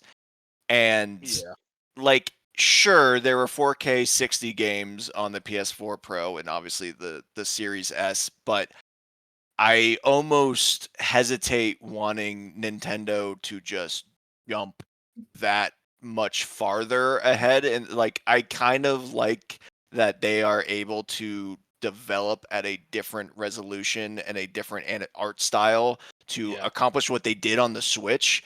And I don't want them to necessarily, I don't want development time to be longer because they now have to develop these games in 4K. Bob right there, Furukawa stated in the investor meeting as well, these games are going to take longer. Yeah. And he stated to those investors. And it's like, that's a common problem throughout the industry, to the point where even Nintendo isn't going to be like unaffected by it. So be prepared. In Nintendo games generally, I think I don't think we'll have like the same massive output most of the years of the Switch 2, but I mean, I don't think it's going to dwindle too much because they're very good at like having what they are and scheduling it in like an effective way. And those like big blockbuster games, honestly, like only happen every other year. Like Mario, Zelda, those don't happen often, and they gave them as much time as they need. So those are still going to take a while. And I don't think we'll notice it too much. Honestly, I'm all for the 4K and hope it's real because that would be a huge incentive for me. But I'm surprised they just completely skipped 1440p. I feel like 1440 would be such a good like sweet spot for the Switch hardware. Like you can definitely, I don't know. I feel like a 1440p 60, preferably OLED. We know this one not, but like if they could have done that, like I think that would have been a stellar console thing. If they truly can't hit the 4K mark, which we'll find out, but if 4K is even a question, I wonder if they ever had like thoughts of like, hey, can we just make a 1440p machine? Or my assumption is 1440p as a word doesn't sell as good as your 4K marketing. No. Yeah, that was about to say. And then like, Fusion, what you're saying there, I think like what we're saying is like 4K is most likely just going to be like a marketing word, a future-proofing strategy from Nintendo. I think honestly, you will see a lot of their games just be 1440p. Like that is going to be the like common consensus throughout most of their games, is that they're going to be sitting around that 1440p mark. Like maybe some of them, like a Mario Kart, will be able to hit 4K, but like you're not expecting like the tech juggernaut from Nintendo, and they don't need that. They sell based on their games. And third parties will just have more wiggle room for resolution. Yeah, and they want to save those third parties. They want those third parties to be able to put out ports and stuff. Like I shouldn't have to worry. It's like, oh, will Persona 3 Reload be able to like load on the Switch too? Like, yep. I think the big thing, I was thinking about this, like Nintendo really wants a lot of these Japanese games because the Japanese publishers, I bet you these Japanese publishers are like, man, I wish we could get Sandland or something like of that scale onto the Switch, because Nintendo, Japan fucking loves the Switch. The Switch is really the only console that's doing well in Japan. If they were able to get these Japanese games to run on the big Japanese console that everyone loves over there, they would be able to sell way more units. And I think Nintendo has been hearing a lot of this from their third-party publishers, and they're like, okay, we'll cave in. Switch 2, we're going to be able to give you guys a lot more wiggle room to work with. I mean, we know from Midori that Metaphor and P3 are coming to Switch 2. Those are... They probably would have been out this year if the Switch 2 had stayed. No, I'm with you there. Bench and I were joking about this earlier this week, but what if Final Fantasy VII Remake came to Switch? I think it could. I think it can. I think it could too. It totally could. Rebirth, it would maybe sell not. a lot better. I think Rebirth would be an undertaking. Yeah. I wouldn't say no, but it would be an undertaking. It would be more effort. I don't think they have enough time to prioritize it. They need to finish the trilogy. Whereas like Remake, I don't think that would take as much effort. Yeah, and also like 8-inch screen, it's already bigger than the OLED. And like LCD is a little like not super exciting. I still play I have an OLED TV and play my Switch dock most of the time. So it's not gonna be a huge issue, but I mean in 2 years after the Switch 2 launches, I'll definitely buy the OLED version. I was debating this with a friend. Would an Elden Ring run on a Switch 2? I assume, yeah. Yeah, it's on PS4 and Xbox One, yeah. Yeah, okay. Because like he was like, no, there's no way. It's too big. It's like, it's on PS4. This is supposed to be stronger than a PS4. do we see all these From games come to Switch, like Sekiro, Dark Souls 2, 3? That'd be interesting. I don't know why they're not on Switch because like Dark Souls 2 and 3 could, like Dark Souls 2 especially could run on Switch. But like, I bet you they avoided Dark Souls 2 because it's like, oh, Dark Souls 2 is coming to Switch, and like no one would have cared. They're kind of waiting to release it all as a collection. It's easier to put it in a batch. I mean, like Sekiro on Switch would definitely work. The thing is, Cyberpunk on Switch, huh? No, we don't want to Sully the Switch. I'm kidding, Fusion. I'm kidding. I mean, hey, I remember, wasn't Witcher 3 like the first major third-party game to hit Switch? I mean, they could do it again and just shock everyone again. I don't think Cyberpunk could do it. I don't think so. When you say that... Well, actually, okay, I say that. It runs horribly on PS4 and Xbox One, though. It doesn't run good. The best computers in the world still can't run Cyberpunk right now. I mean, we saw. I think I was definitely against it at the thought first, but I do think CDPR could see like the value of putting in that effort, because it'd be a Herculean task. But I mean, they did that with Witcher 3, and no one thought that was possible, and it was great. So I don't think it's impossible. And also, they are gonna want to be able to like sell more third-party games on Switch. I think it's like if I went into CD Projekt Red, it's like, hey, make a Switch 2 version of it. This is assuming I'm the CEO. I'm not just some random guy. But like, I'm like, I walk in, it's like, make a Switch 2 version of Cyberpunk. It's like, but why? It's like, because it's going to sell a lot of units. Because the Switch 2 is going to sell a lot of units. We want to be able to be in on that Switch 2 marketing, like that big deal of the Switch 2. You add an extra bit of like I don't know what I'm trying to say here. You want to be able to take that risk of like, oh man, it's going to take a while, it's going to be hard, it's going to be a Herculean task, but the rewards are so massive because all you're doing really is porting a game. You're not making a new game. And I'm not saying porting games is hard, but I'm just saying it's easier than making a new game. And like, I think that's very worth it for companies like CD Projekt Red, and especially the Japanese companies like Sega, Konami, Capcom, all of them. And then the one last bullet point here that I want to put, there's also other potential leaks. I don't want to go into all that. We're kind of going far. It's using the new NVIDIA Tegra T239. Bob. Oh, don't even. I have no idea on that one.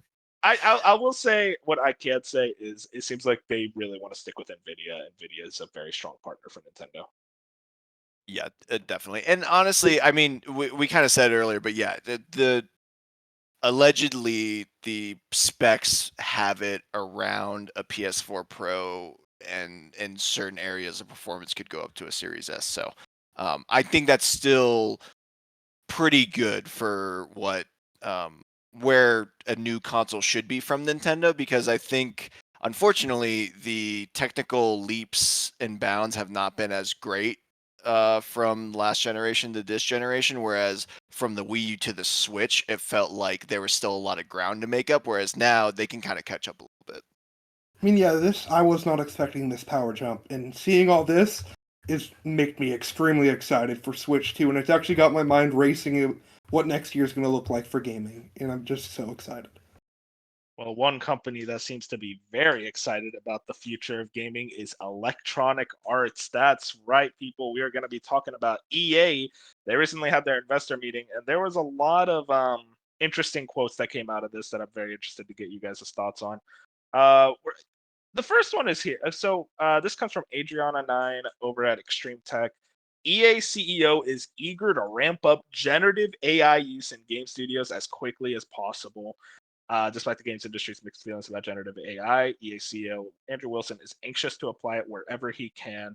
In a call with investors on Tuesday, Wilson said he's working to implement generative AI, quote, as quickly as possible throughout the development process. He thinks the technology could unlock EA's holy grail, which is to build bigger, more innovative, more creative, and more fun games more quickly.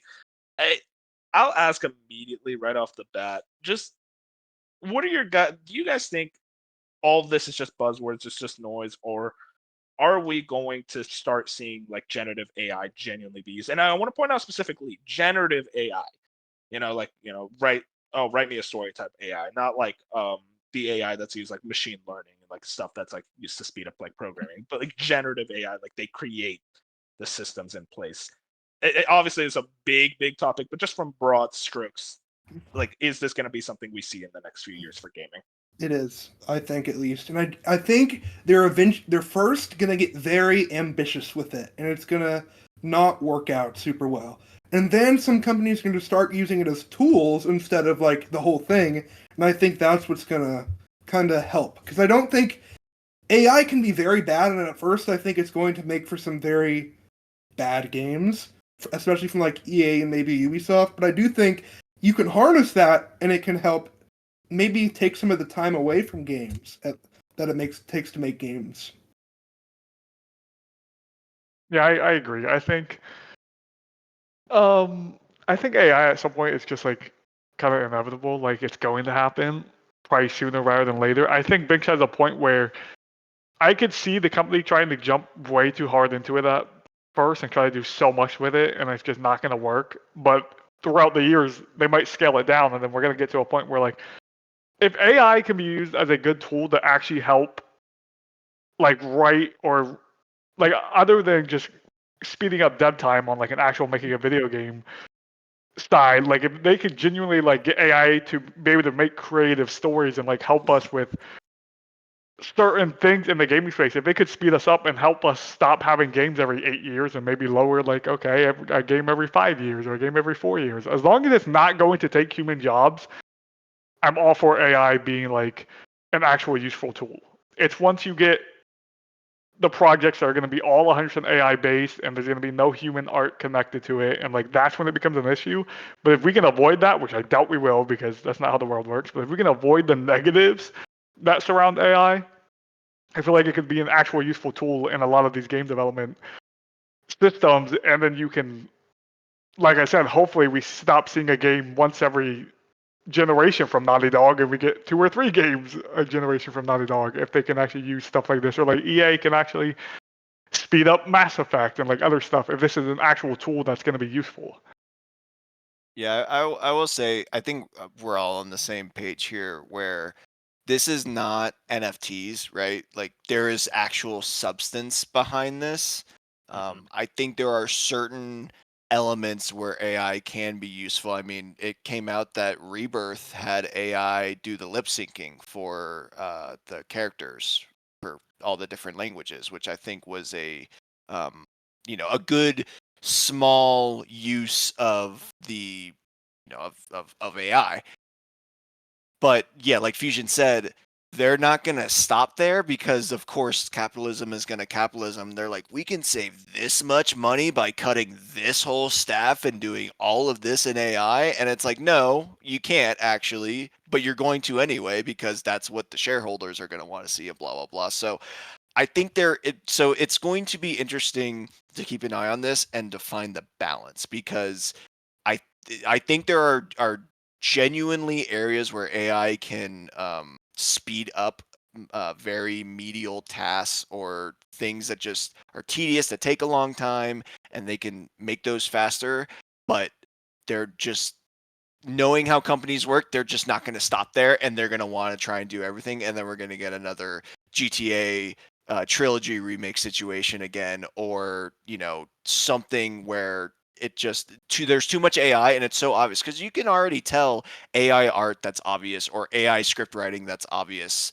It's still not there, and I don't think it necessarily needs to get to a place where we can't tell. I'd rather these companies just have discipline and know when and when not to use it. But I'll hold my breath.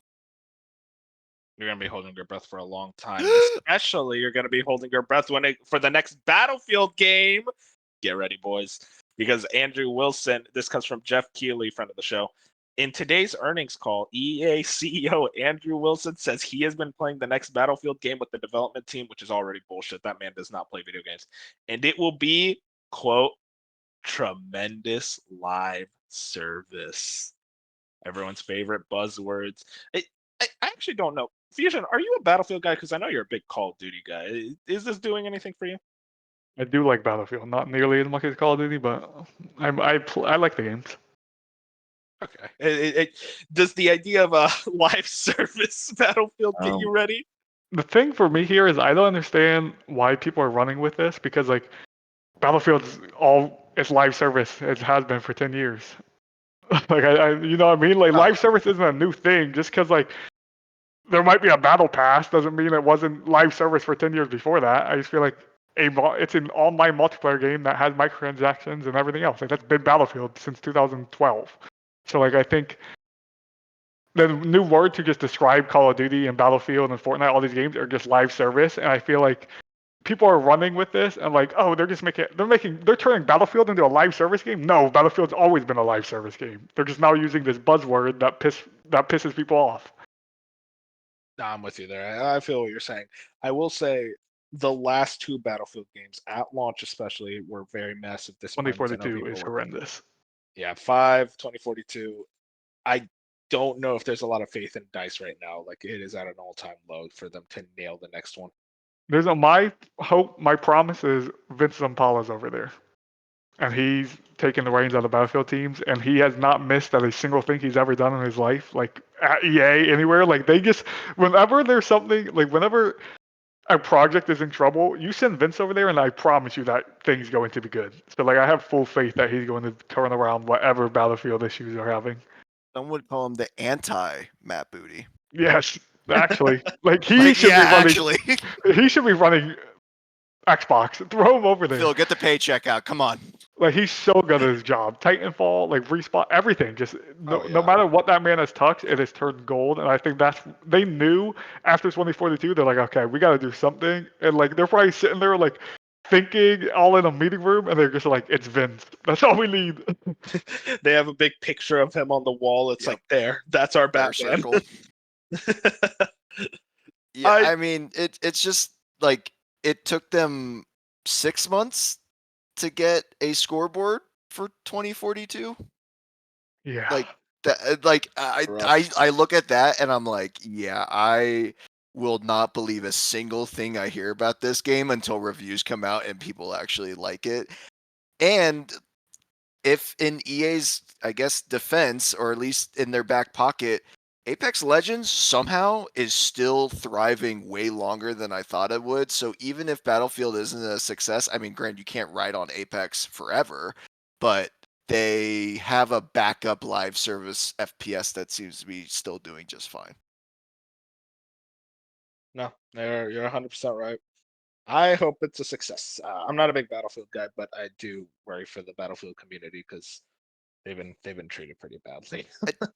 Actually, sorry, not to get too sidetracked, but it is now saying that interesting. Do we think Battlefield kind of missed its window to get ingrained into, like, I know it's still a big game and it has that name recognition, but it feels like it's been so long since there's really one that like swept everyone away. And you see it, now with like the finals, like, yeah, it has a player base, but it's not keeping people. Even Halo Infinite, granted, it had its troubles, but like it can't keep an audience. Is it too late for Battlefield to like keep its audience, or does it still have enough staying power to be like, yeah, if they make a good one, people will play it? I think that I can see what you're saying, because I don't think they missed the mark, but I think they should be disappointed in the fact that Call of Duty was on the decline, especially from like 2017 when Infinite Warfare got to probably like 2021, or no, probably 2019, I guess, from Modern Warfare in 2019. People like that game. They had like Battlefield had a good like 3-year stint there where if they would have nailed like the Battlefield game, I feel like a lot of people would have transitioned from Call of Duty to Battlefield. A lot of people would have been like, oh, I love this. Granted, 2042 was going to be after that, and they would have left anyways. But I do see a point where you're like, Battlefield should have been bigger than it already is, and I still think Battlefield is really big. I still know a lot of people who like Battlefield and would play a new Battlefield. And I think when a new Battlefield trailer drops, everyone's always like, oh, the new Battlefield actually looks pretty cool. So I don't think they completely missed the mark, but I think they under-delivered on what they could have done in the time where every other FPS, Overwatch was still doing fine, but it was definitely on the decline. Call of Duty was especially on the decline. Halo wasn't around. No one was playing Halo 5. Like, Battlefield had 2 chances to come in and be like, hey, we're the premier FPS, especially on console, because console only gets so many shooters every year or every other year. So, like, Battlefield had that shot to be like, hey, this is Battlefield, and we're going to be that prestige shooter. Call of Duty's not here anymore. Halo's whatever. And I feel like they did miss with Battlefield 5 in 2042. So yeah, no. I 100% agree with everything you're saying there, Fusion. I will say, you guys are gonna laugh. Dark also sent in his thoughts about the Switch too. Oh my god! So Okay. I'll just very quickly, the Switch 2 specs. Wait, but no, he's gonna ruin the hype. You're right. You know what? Actually, he thinks it looks amazing. He can't wait. It's his most anticipated thing ever. Yeah, we're going with that. Moving on. Wait, does he have thoughts about EA? Can we just get that out now? No, he has no thoughts about EA. The next thing, I'm just gonna say it right now. His next thought is on Hades 2, so make sure someone reminds me. Okay, yeah, I'll be right on that. I have a lot to say on Hades 2 as well, so we'll be sure to get to that. Shut up, Bench. Let's get to the other EA stories. We can get through these really quickly. They have their financial year 2025 slate, and what's it called right now? So we know it's Tales of Kenzara's out, EA Sports F124, EA Sports College Football 25. Yeah, baby! Woo, woo, woo, woo, woo, woo. Fusion, get in here. That's the GOAT. That's the game of the year, perhaps. What's the reveal next Rebirth Thursday? 2? Yeah, next Thursday. Like 5 days. Yeah, it's next hell Thursday yeah. at 11 a.m. Eastern. So. I'll be there no matter what. EA Sports Madden NFL 25. I think there's a lot less excitement for that one. EA Sports FC 25, EA Sports NHL 25. Which, by the way, me and Fusion were talking about this. Look at how many fucking their entire slate is fucking. Yeah, they have a monopoly on the sports. What is with this? Yeah, thank God NBA Live failed so that 2K could get the NBA license, because if not, they would legitimately have a monopoly. I'm not gonna lie, I prefer the NBA Live games. I know that's I not did like too, but the last couple were actually legitimately bad, and the golf games weren't good too. So I'm glad 2K stole that, so then they had to actually come back and make a good one. And then Q4 is their partner title, and this is the thing that's got a lot of people thinking. The owned IP has to be Dragon Age, right? This is Joe Raptor who said it. Otherwise, it's been delayed big time again. And then Jeff Grubb, the GOAT, has said it is Dragon Age. So it seems to be that Dragon Age is coming out this year. Are you guys worried? Are you guys excited? Huh? This physical year. Fiscal? Did you just say physical year? Calendar year. Say calendar, because physical sounds way too much like fiscal. I'm assuming. No, but it could be like early 2025. Right? No, I think Bench is right. Yeah, that's fiscal. But I think what Jeff is saying is it will be this year. Yeah, that Jeff is saying this year. I'm not. That game was supposed to come out last fall. This game will be this year. Will it be good? Is the question. Will it be good? I don't know, but it will be this year. Because I'm just saying the last two BioWare games. I really, really hope it's good, because I think EA is staring at Dragon Age right now. Like, if this doesn't do well, BioWare, and I don't want that. You're hating on the last two BioWare games? Fusion. Bro, what if you wake up defending Anthem? Do not sit here and say Anthem. I mean, if you paid attention to the Discord, I was kind of hyping up Anthem the other day. I get that you like Anthem, Fusion, but like I understand there was a flop. Yeah, okay, that's all I want to say. There was something there. There was something there with that video. There was something there, yeah, for sure. Fusion, what if you wake up one day to the news that Mass Effect has been canceled? Do you lose faith in gaming? Oh, that's what I'm out. No, but I'd probably block you and stop talking to you for some reason. Yeah, fuck that guy. Honestly, I would too. You know what? Out of solidarity with you, Fusion, I would also do that. Oh, Captain, my Captain, I'm joining in. No, I think Dragon Age is interesting because we haven't seen it since the reveal 3 years ago, whenever that TGA was. So it's like, I hope, other than the leaks and the leak gameplays that were like awful in like 2022, and which is why they delayed it and like it's been so long. But I assume we see it this June. Summer Games Fest seems like a perfect time, unless EA is going to do their own showcase. Oh, they have their own thing, I think. But they haven't done it in 2 years. Well, no, I'm saying. They said it? That they're going to have their own type of event. I think. I remember, because you remember like last year before the Game Awards, we're like, oh, we're going to get Dragon Age. I do remember them saying they tweeted out or something, yeah. Yeah, and they said, oh, you'll see more next year. And it was like, oh, okay. So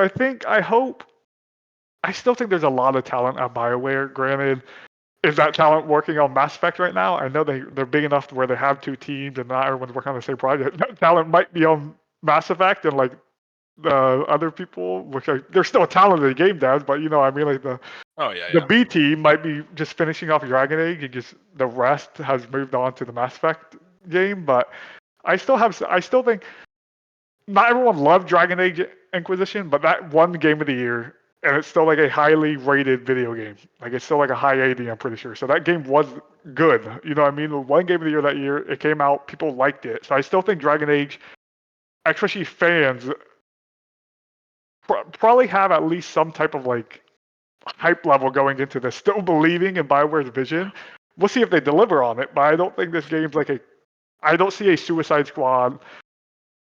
But I don't see a Redfall type of thing with this. I think this would be like, at worst, it's just okay. Like I don't think honestly that this game's gonna come out and be like, wow, this game was horrendous.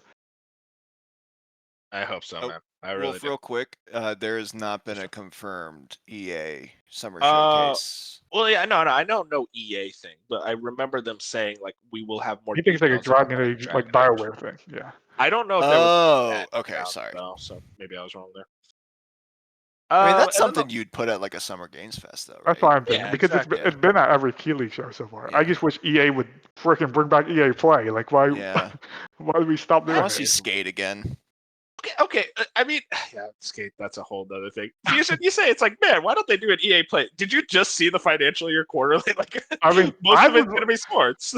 I mean, true, but I'm still there for like. I feel like EA always has the good vibes. You're getting some surprise like EA originals every year. You're getting some partnered indies. You usually get a random Star Wars game that shows up. Like I feel like they still have a Need for Speed. Like they still have things that they can show, other than sports, that I still would get excited for like an EA press conference. Even if this year they were like, hey, we're gonna do an EA press conference and 20 minutes of the 40 is going to be straight Dragon Age. We're going to focus on Dragon Age. We're going to show Dragon Age. That would still be exciting than them just not doing anything. No, for sure. I feel what you mean. Last thing, I don't want to call us prophetic, but this is something we talked about like 1 or 2 podcasts ago, and looks like it's coming true. Culture Crave has this. EA CEO says they're looking at putting ads in their video games. And this is something we discussed in our Price of Gaming topic, and this is a Ubisoft move. What are we doing here? this is our fault. We're the ones who progenerated this. This is like I normally just don't boycott games. I play what I want to play, but this is like, okay, I just won't play games with ads in them if they like pop up like YouTube. Okay, is this gonna be like you see like a sign in the background of a Need for Speed game that says like Marlboro, or is this gonna be like you're in a major cutscene at Jedi Fallen Order and it's Whopper? I love that. That's a great clip. There's no way. I don't think. I would hope that their plan is an actual pop-in ad. Like you would have to do it just like, oh, there's a Monster can, or there's a billboard, like something like that, which we've talked about on this podcast before. We're like, okay, we're fine with that, whatever. Like it works if it's in the right game, but like I better not right before the final boss fight ad. like watch 30 seconds of ad and get a free health item. Like they could do something crazy like that. I'm just like, here's the thing, Fusion. You say that, everyone's gonna be watching that ad. I mean, I'll watch that ad. That's actually a good incentive. If they give you incentives to like watch mobile it, gaming, yeah. That's what mobile games do, and it works. Yeah, I mean, it would work if they're like, we'll give you extra damage against this upcoming boss if you watch this 2-minute ad. Dude, I'm dialed in. The ad watched. Honestly, I think, unfortunately for Andrew Wilson, we've gotten to the point where loading screens aren't really a thing anymore. Because, like, I feel like an ad in place of a loading screen would be what used to be the most obvious answer, I think. But now that load times are so short, that's not exactly, listen. A position. I mean, you could obviously still do that, but it's not as seamless as it used to be. So, like, I think thinking worst case scenario, I don't think they'd put it in the middle of gameplay, but like when you die, it's like you have to watch this ad before you can respawn, or you know what? You have to watch this ad before you save your game. God, that's horrible. You know what they could do? You know those like moments in games where you're like crawling and like shimmying into space? Yeah, just exactly. Yes. But on like the corner is just the Whopper Junior Whopper. They do like the side by side that sports broadcasts do now, where it's like you still have your gameplay in the right, but they have the ad in the left. Oh, I was like, But to be honest, has anything Andrew Wilson ever said happened? Like he said anytime NFTs are going to be a thing, and they haven't. Like I mean, like I feel like anything this dude says, he'll always say the most outlandish thing about EA and like the games upcoming. None of them ever happen. It's like he likes to doom and gloom himself for like a year, and then we're like, wait, that never happened. And here's the thing: it's like this is a thing where the fiscal year for EA was disappointing. They didn't meet their targets, so he's just trying to get the shareholders like excited, like, oh, we're going to use AI. That's going to make things faster. We're going to get more games out. Aren't you guys excited? And like he's using these buzzwords to try to get the investors back on their side. It's like, you know what? No, we'll stick with EA. We'll keep like becoming shareholders. Like I'm with you, Fusion. I do think a lot of it is just a lot of Andrew Wilson spewing BS, but it is something to look out for, I think. Low key for the gamers. He just likes to like he wants the shareholders to back off, so he just says good things. Yeah. I do think too. I mean, I don't know if it specified it in the quote, but the sports games are obviously the most like biggest, most obvious answer possible because you already like sports are already full of advertisements, right? So it's like you could add in quote unquote commercial breaks or have the ads in the pregame show. I mean, NBA 2K I know has like legitimate ads in their games. I don't think EA does that. The most they do, implement. They don't do ads, but you have like in the Madden games, you have like the Snickers logo, like they'll show up, but they won't do like a pop-up stuff like that. That's fine. And same in FIFA, like the banner ads on the wall, like that's normal. But I think they could do more like pre-game, post-game stuff. But like I mean, I would imagine that's a halftime show of it. ads. I would not like. It would be annoying that we were to skip it, but also I like immersion in my sports games. So like, if I'm doing like an NCAA Dynasty and there's like some ads at halftime, I might not be against it. I was telling someone today, like as a kid, I was legitimately upset that the billboards in my sports games were fake. I'm like, where are my real? I know what ad is supposed to go here or what company is supposed to advertise here. Why isn't this in the game? My immersion's ruined. That is a legitimate thought I used to have, but also. Fusion, one last thing. It would be funny if like the CBS broadcast had more ads than the ESPN broadcast. Like that's how immersive they get with it. They know who's worse about their ad time.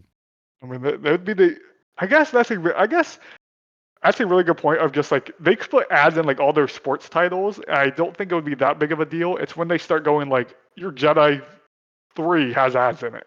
Yeah. Like if your sports games are going to be ad heavy, whatever, I guess you could play into like immersion and like you can get away with it. People who play sports games, they're a certain type of gamer anyways. They're there for the sports game. They don't care about that 20-second ad. They'll just not even think about it after the first time it shows up. Compared to someone who's playing a single player experience is going to be way more upset. And that's where the money is anyway. So yeah. So maybe he's not just talking and the ads could come into like sports games. Speaking of where the money is, we got to talk about Capcom. They are continuing to succeed. I actually put the question here of why is Capcom so awesome? Jordan Vidla had this on VGC. Capcom announces 7th consecutive year of record results. In its financial results released on Thursday, which covers the year-ending growth on March 31st, the Japanese publisher announced another year of record growth.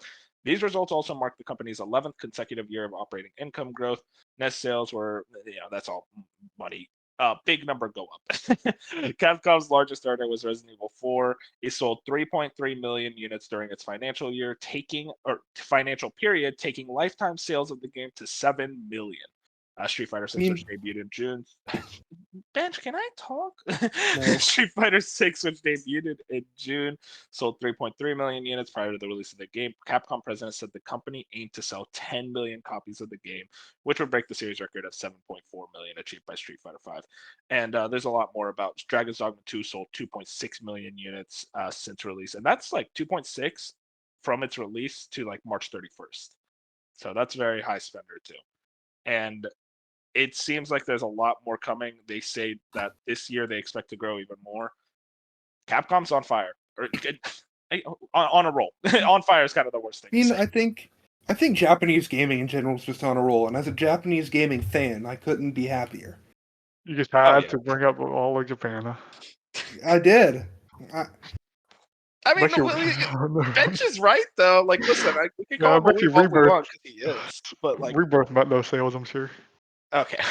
Besides, it was quality though. Like they put out one of like the most mind-bending games on how it exists. I didn't say you were wrong. I just said for myself. Where were we fighting? I mean, Bench isn't wrong. He's not wrong, but we're talking about Capcom, and he's just like, how about that whole country over there? I mean, again though, he's Sega, not wrong like, though. Like Capcom, Sega, like not Konami. I was about to say Konami. But no, Konami's sales are up. Konami's numbers are up. I don't give a fuck about them until they give me MGS3 remake. They'll give you Silent Hill 2 this year. We're gonna hear about it later. Fuck off! I don't want it. You're gonna play it though, aren't you? I'm not gonna play it. No. Yes, you are. Yes, you are. If it's good, I'll play it. Which that is a 0.01% chance. Anyways, back to he'll play it. Japan, like Ben said, Japan. It seems like while the West is having a lot of troubles, and like this isn't like a West versus East type deal. I don't want to make it that, but just from the facts, we could see like Suicide Squad. I didn't put it in the rundown, but like that was a massive failure, and like WB was very much like contributing that to its like bad financial year. I think you're just gonna see more and more. It's like Japan, the smaller budgets, the shorter games, the quicker release times. That is going to be the that's how they're working out in the future, and that's how they're flourishing. Meanwhile, a lot of these Western game companies going for these live service, big buck, making games bigger, triple, quadruple A. That's just not working anymore. If anything, Square Enix is the one that's struggling, and that's because they keep going for the bigger and bigger games. And even again, then, not to say they're learning quality. Yeah, exactly. It's like I think it's very interesting just to look at Capcom as a case study of like, hey, this is what to do. Focus on your IPs. Focus on the IPs that are like doing well, and don't sit there and be like, oh, it didn't meet our expectations. Have reasonable expectations, and you're gonna keep breaking those expectations every single year. And they fucking nailed it. I'm very happy to see Capcom still on top. Sega is like emulating that strategy like point for point, and it's working very well. 100%. I was telling Dark, I'm like, Capcom, their IPs are also so good. I mean, they're like, you got Resident Evil, Dragon Dogma, Monster Hunter, like Street Fighter. Like, they're so good at just like, I'm not trying to hate on Square Enix at all. It's not a Square Enix hate podcast, but it's just like, I look at Square Enix, I'm like, okay, Final Fantasy. That's what you got going for you. Like, and they're good games, but it's like, that's what you got going for you. Capcom has just such a vast variety of products they're putting out year after year that's so good. I'm just like, they feel like on a different level than like everyone else when it comes to like just putting out quality across all types of different genres and different planes. And it's just like, I don't know. It's just, this is when you realize like good games will sell. You know what I mean? This is what happens when you make good video games. And Monster Hunter is going to make, how much is that going to sell this year? Like 20 million? Like that's not out of the realm. Yeah, it is. No, it's 2025. No, it's not. They've said 2025. Yeah, early next year. Yeah. Okay, well we're gonna find out more about that. Sell that's like crazy. Like, oh, that game will sell crazy. Yeah. Like, I'm gonna try and get into Monster Hunter with that game. I'm excited. Like, Capcom's doing so well. They're kicking ass. I'm very happy to see it. I cannot wait for Resident Evil 9, for the next Ace Attorney, for all these franchises. It's like the fact is that yeah, sure they have their for lack of a better word, money cows like Resident Evil and Monster Hunter, where they're kind of milking it, but like in a good way, where it doesn't feel like a Call of Duty where each release is getting worse. And I think the like quality of the Resident Evil and Monster Hunter IPs have been very much like comparable, and it's never really decreasing, and in some ways increasing with each entry. And you look at like just the fact is that they got those money cows, but they also have like, you know what? Let's put out a new Ace Attorney. Let's put out this Apollo Justice Trilogy collection. Let's put out the Battle Network Legacy collection. Let's put out this Kanitsu Gaima. That's the new Capcom IP that looks interesting. They have all these IPs that they're still like, they're making new IPs like Exo Primal, which didn't work out well, but like they didn't have like Exo Primal do bad. And it's like, oh, we're getting rid of all these jobs, and it's like, it's not an overreaction. It's like, okay, it didn't do the best. That's fine. We can pivot, try to get like something else going, move the team to somewhere else. That's how you see Capcom just flourishing, is that they're willing to learn from the mistakes and overall make hopefully better decisions in the future. And also, Dark has something to say about Capcom. I remember. Can I guess real quick? That guy. I have a guess. In his first 3 sentences, he's going to talk about how Capcom this was such a good decision for them to leave Sony. It's in that sentence. It's somewhere there. No, actually. Wow, he grew as a person. He grew, yeah. I know he loves it. Listen, we got Bob to talk about Sony. Dark just says the Resident Evil series is in the best position it's been in years. They could do so much with 9, and given how much they've been listening to feedback and the way the story was set up, I wouldn't be surprised if third person returns, which, God, I hope so. I'm tired of the first person ones. I know Chris will be the main protagonist, but I wouldn't be surprised if he asks either Leon or Jill for help or what's at stake, and odds are it'll be shown soon. Okay, you got a little fan fiction at the end. It's like, oh, I wonder what Resident Evil 9 will be. But I actually am curious. I do think it's going to be shown soon, most likely around like PlayStation Showcase or something like that. We got to get Sony to make this exclusive. No.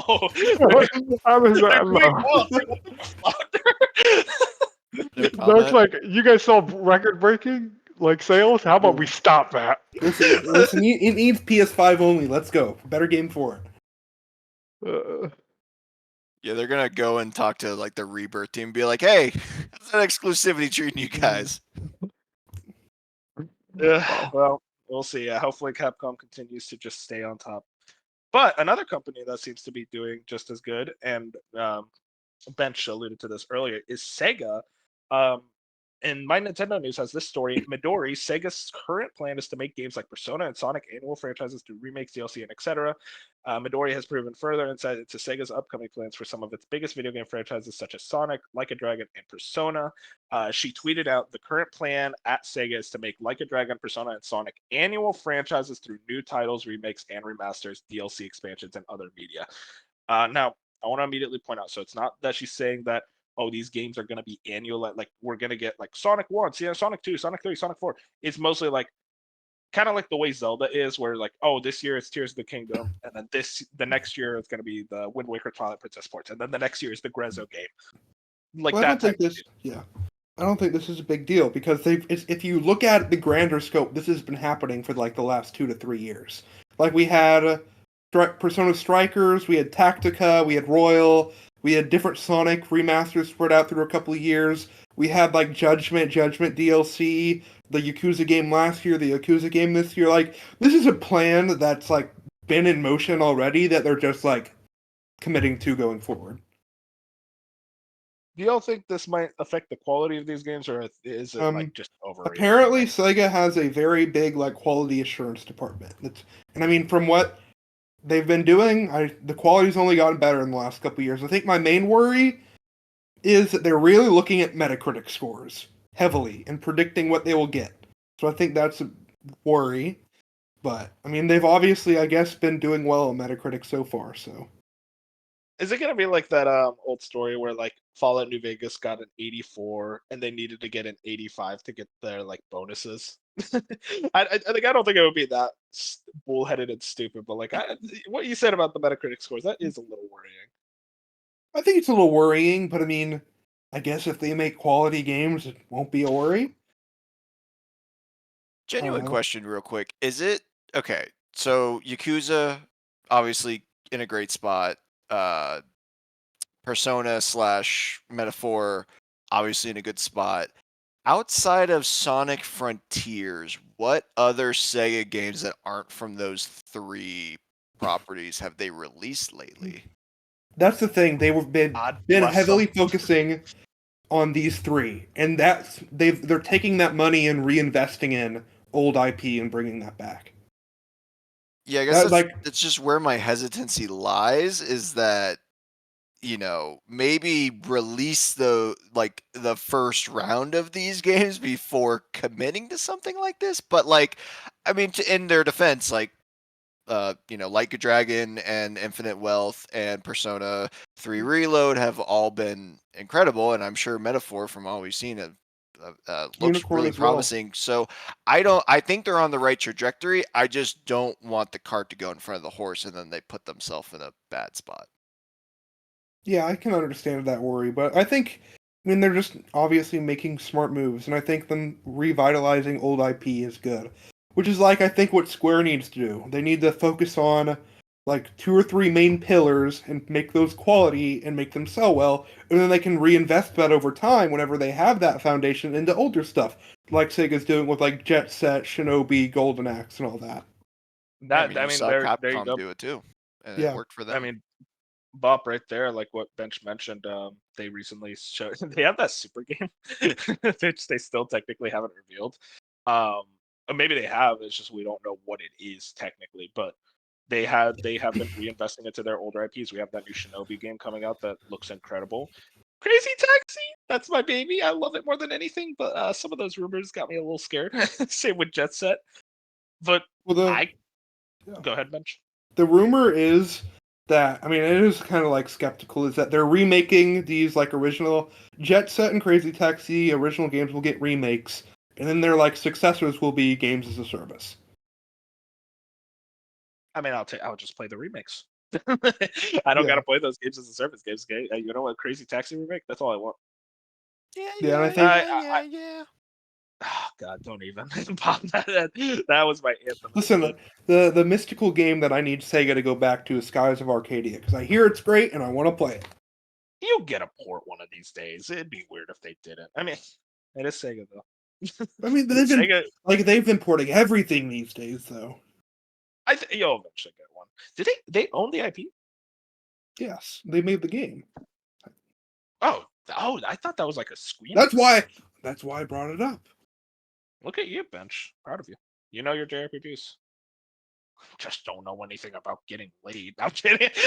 Wow! Whoa! Wow! That was insane, man. That was so out of pocket. No, Wolf, you can't talk either. Okay, but back to the games. I didn't mean to, Bench. Come on, I'm joking. I know. That Fox News clip where he's like, you know what gamers don't. It's like that was like the same delivery. Oh man, that's a YouTube short in the making. Anyways, moving on. There is one more story that Bup wanted me to put on. I'll just go over this real quick.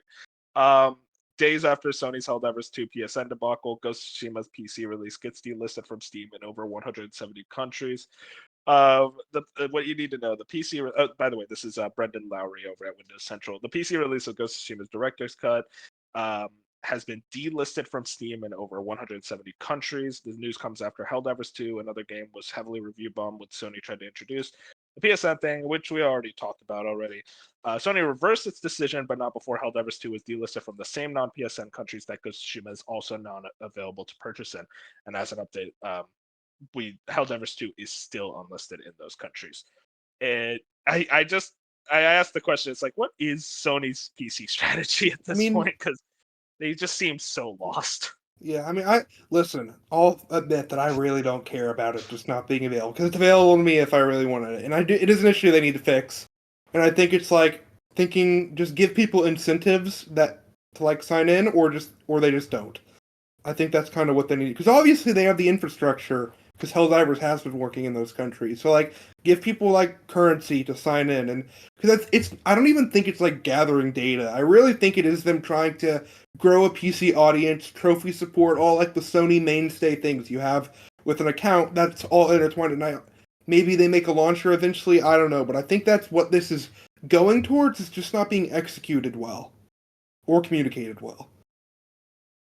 Yeah, I mean, I brought this up because honestly, I didn't think before today, I don't think it needed to be rehashed again. But the fact that now Ghost of Tsushima got delisted from those countries, and that is a primarily single player game, this really goes like straight against what that statement was last week, where it's like, oh, we're still listening to PC players and trying to figure out what like the best strategy is for this platform. And it's like, okay, well, you already released like 3 to 6 recent ports of games like God of War, Horizon, both Horizons, Days Gone. You released all those games. What's up? That was a rumor. Ragnarok is supposed to come soon. Also, yeah. True. So it's like you release those games without that requirement, and those are for sale in those countries that don't have PSN. Ghost of Tsushima should be for sale in those countries without PSN. How is all of the sudden in the last week you're just stopping that? Helldivers, I don't even want to rehash that. That's like a totally different thing. I'm with Match. I really don't like. That's just something that is that is an unfortunate reality of that game, and I don't want to get into that. But with Ghost, it's like, dude, you released that game as a standalone single player game and then offered the online component as DLC after the fact. Why on earth is that not the same exact strategy here? Like, add the Legends mode as a DLC. Yeah, okay, the people in that country can't get the other director's cut content that does need multiplayer, but like they can still play the game. Like, I don't understand why you're shooting yourself in the foot a week after saying, "Oh, we're listening and we're gonna try and figure this out." Like, no, you're not. You're just being stubborn. Yeah, everything you're saying is correct, but I do have to say, Bench Fusion sounds like deflection, buddy. Your company's going third party. Yeah, that is. That's kind of like this is deflection. You remember 2 hours ago we had a whole hour spiel about Xbox dying? Come on, man. Do better. Listen, I just want, you know what? I wanted my moment to shine, and I think I got it. So yeah. Anyways, that's all that was the news. most Xbox shine in like 10 years. Dude, what? You calling me out of pocket? Holy shit. Okay, to be fair, that's actually like making fun of a company. Hi-Fi Rush literally won the Soggy's Game of the Year, all right? Yeah, and guess what? That studio is gone. Yeah, You're never getting another one, Bob. I'm just saying, there were high moments. I love there that were high game. moments. Ben, she's saying there that were roasted there me were. more than anything. I won my Hi-Fi too. Me too. Like shy. Okay. Let's move into our reviews of the week, which we only have one that I really wanted to get into. There was a lot of indies that came out, but like this seems to be the big one is Animal Well. This got an 89 over on OpenCritic. IGN gave it a 9. Eurogamer gave it a 5 out of 5. Game Informer a 9. GameSpot a 9. Destructoid a 10. This is way higher than I expected. If anyone doesn't know, this is actually the game that's published by Big Mode Games, which is Video Game Donkey's publisher, and I'm a big fan of him. So it looks like it worked out. I found this funny. It's like when he first started the publishing label, everyone was roasting him because he said something along the lines of, I'm only gonna publish good games," but like he's doing that. he wasn't lying. Like, yeah, exactly. But yeah, how's y'all's excitement level? Fusion, this one you're gonna check out?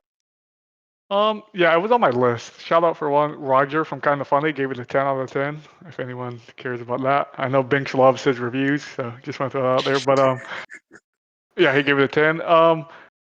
Yeah, this was on my radar. I'm actually salty because, like, in our fantasy league last weekend after the podcast, I was like, oh, I got to put a bid on Animal Well. Like, I've been waiting. I'm like, oh, it seems like I was waiting for like the previews, and the previews were like positive. I was like, oh, I'll get this. It will probably be like an 80. I was thinking it would be like an 80 and 82 or something. I was like, I'll put a bid in for that. Forgot all about that, and now it's just like the 7th highest rated game of the year or something crazy. So good for them. But it was always on my radar, but it wasn't like near the top of this. Like, especially for this month, I had like 5 to 6 other games and like 3 other indies that were above Animal Well for me. But all the reviews and everything I've heard is like maybe it should move up the list because it seems like it's really good. Yeah, I definitely was not expecting this at all. I mean, don't get me wrong, I love Donkey, and I totally supported him on the whole publishing effort, and clearly it's already paying off. But when I saw this game, I genuinely was like, well, he's still small, and he'll have to, maybe get a couple of okay games before he can really start getting people to trust him and publishing like some of these bangers. But I was totally wrong, and this game seems to be doing incredibly. And from what I understand, it seems like it's Outer Wilds meets a Metroidvania. And I don't know how true that is. I don't know if everything I've been hearing is pretty certain on that. Like that, I saw a lot of comparisons to Tunic in the sense of like the way you uncover information about the game and learn about the world and everything. And that got me really excited because I love Tunic. Yeah, and I think it's even like less, not handholdy is not the right word, but they even bragged where it's like we don't expect people to solve some of these puzzles or find some of these hidden things for years, and that is personally, I am self-admittedly too stupid to enjoy games like that, because then I'm going to get frustrated and I look up a guide, and looking up a guide for these games like literally kills the entire point of the game. But at the same time, I love games that do that, and I respect that for the people who want it. And I think, I'm glad that it's doing as well as it is. Yeah, for sure. Very excited to check it out. That's probably gonna be my next indie. I expect a lot of good things out of it. And hey, again, shout out to Donkey. It seems like that publishing label is going well. I hope we get to see more games coming out of it. But yeah, Animal Will. I want to talk about games we're actually playing though. So before we get into the big one, Bench, you finished Stellar Blade. I just want you to get your final thoughts on that one. I just finished Stellar Blade, and it is very good. I was lower on it last week when I did the podcast, but it really picked up in the last 4 or 5 hours, and there was just incredible boss fights, and like one like Eldritch horror boss fight with a really just all the. Then I was down on the music as well, and that for some reason was a dip, and then it just like really went up that last 5 hours. And I mean, I just finished the game really enjoying it. Like for a breakout studio, it's for their first console game. I mean, I couldn't be happier. It was great. And I guess I will, before y'all slob on Supergiant Snob, I'll talk shortly about, I started Chrono Trigger. That is a very good game. Oh, People Bench, don't talk Bench, about it you know enough. how we've been doing what we've been playing. You don't Yeah, get to I speak do. at it. I do, but I did it anyways. Good game so far. I'm going to talk for 30 minutes about Elden Ring. Elden Ring was developed by From Software. It was released in 2022, and I've been replaying. Okay, now I'm going to be like Bench. All right. You guys get to talk about Hades 2. Bop has been playing it. Dark has been playing it. Would you do Sandland first, Bob? Yeah, I was gonna say, what the hell? The dark. No, I thought we were going to do that after Hades 2. We don't want to end on I thought we were getting the small ones out of the way. Yeah, and you then can get save the Alright, big fine, one for Sandland. last. Give him Get the Sand Sandland out King of the or way. whatever Let's it's called. Yeah, like this is gonna take 30 seconds. I do want to say that it's funny because literally on the podcast 2 weeks ago when I was on, I was serious about turning a complete 180 on not hearing about this game, hearing about it on this podcast, looking into it. I bought it like 15 minutes after we went off air that week, and I've been playing it pretty much until Hades 2 came out.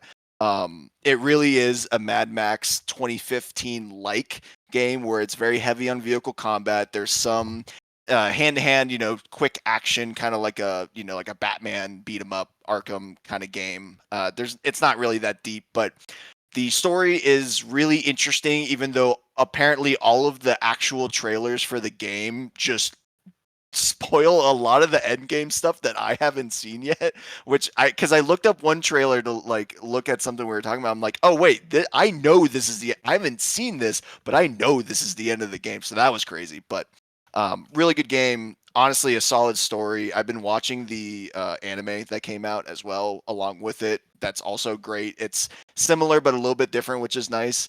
And yeah, I think this is, like I said that week, a 7 out of 10, or probably even an 8 out of 10.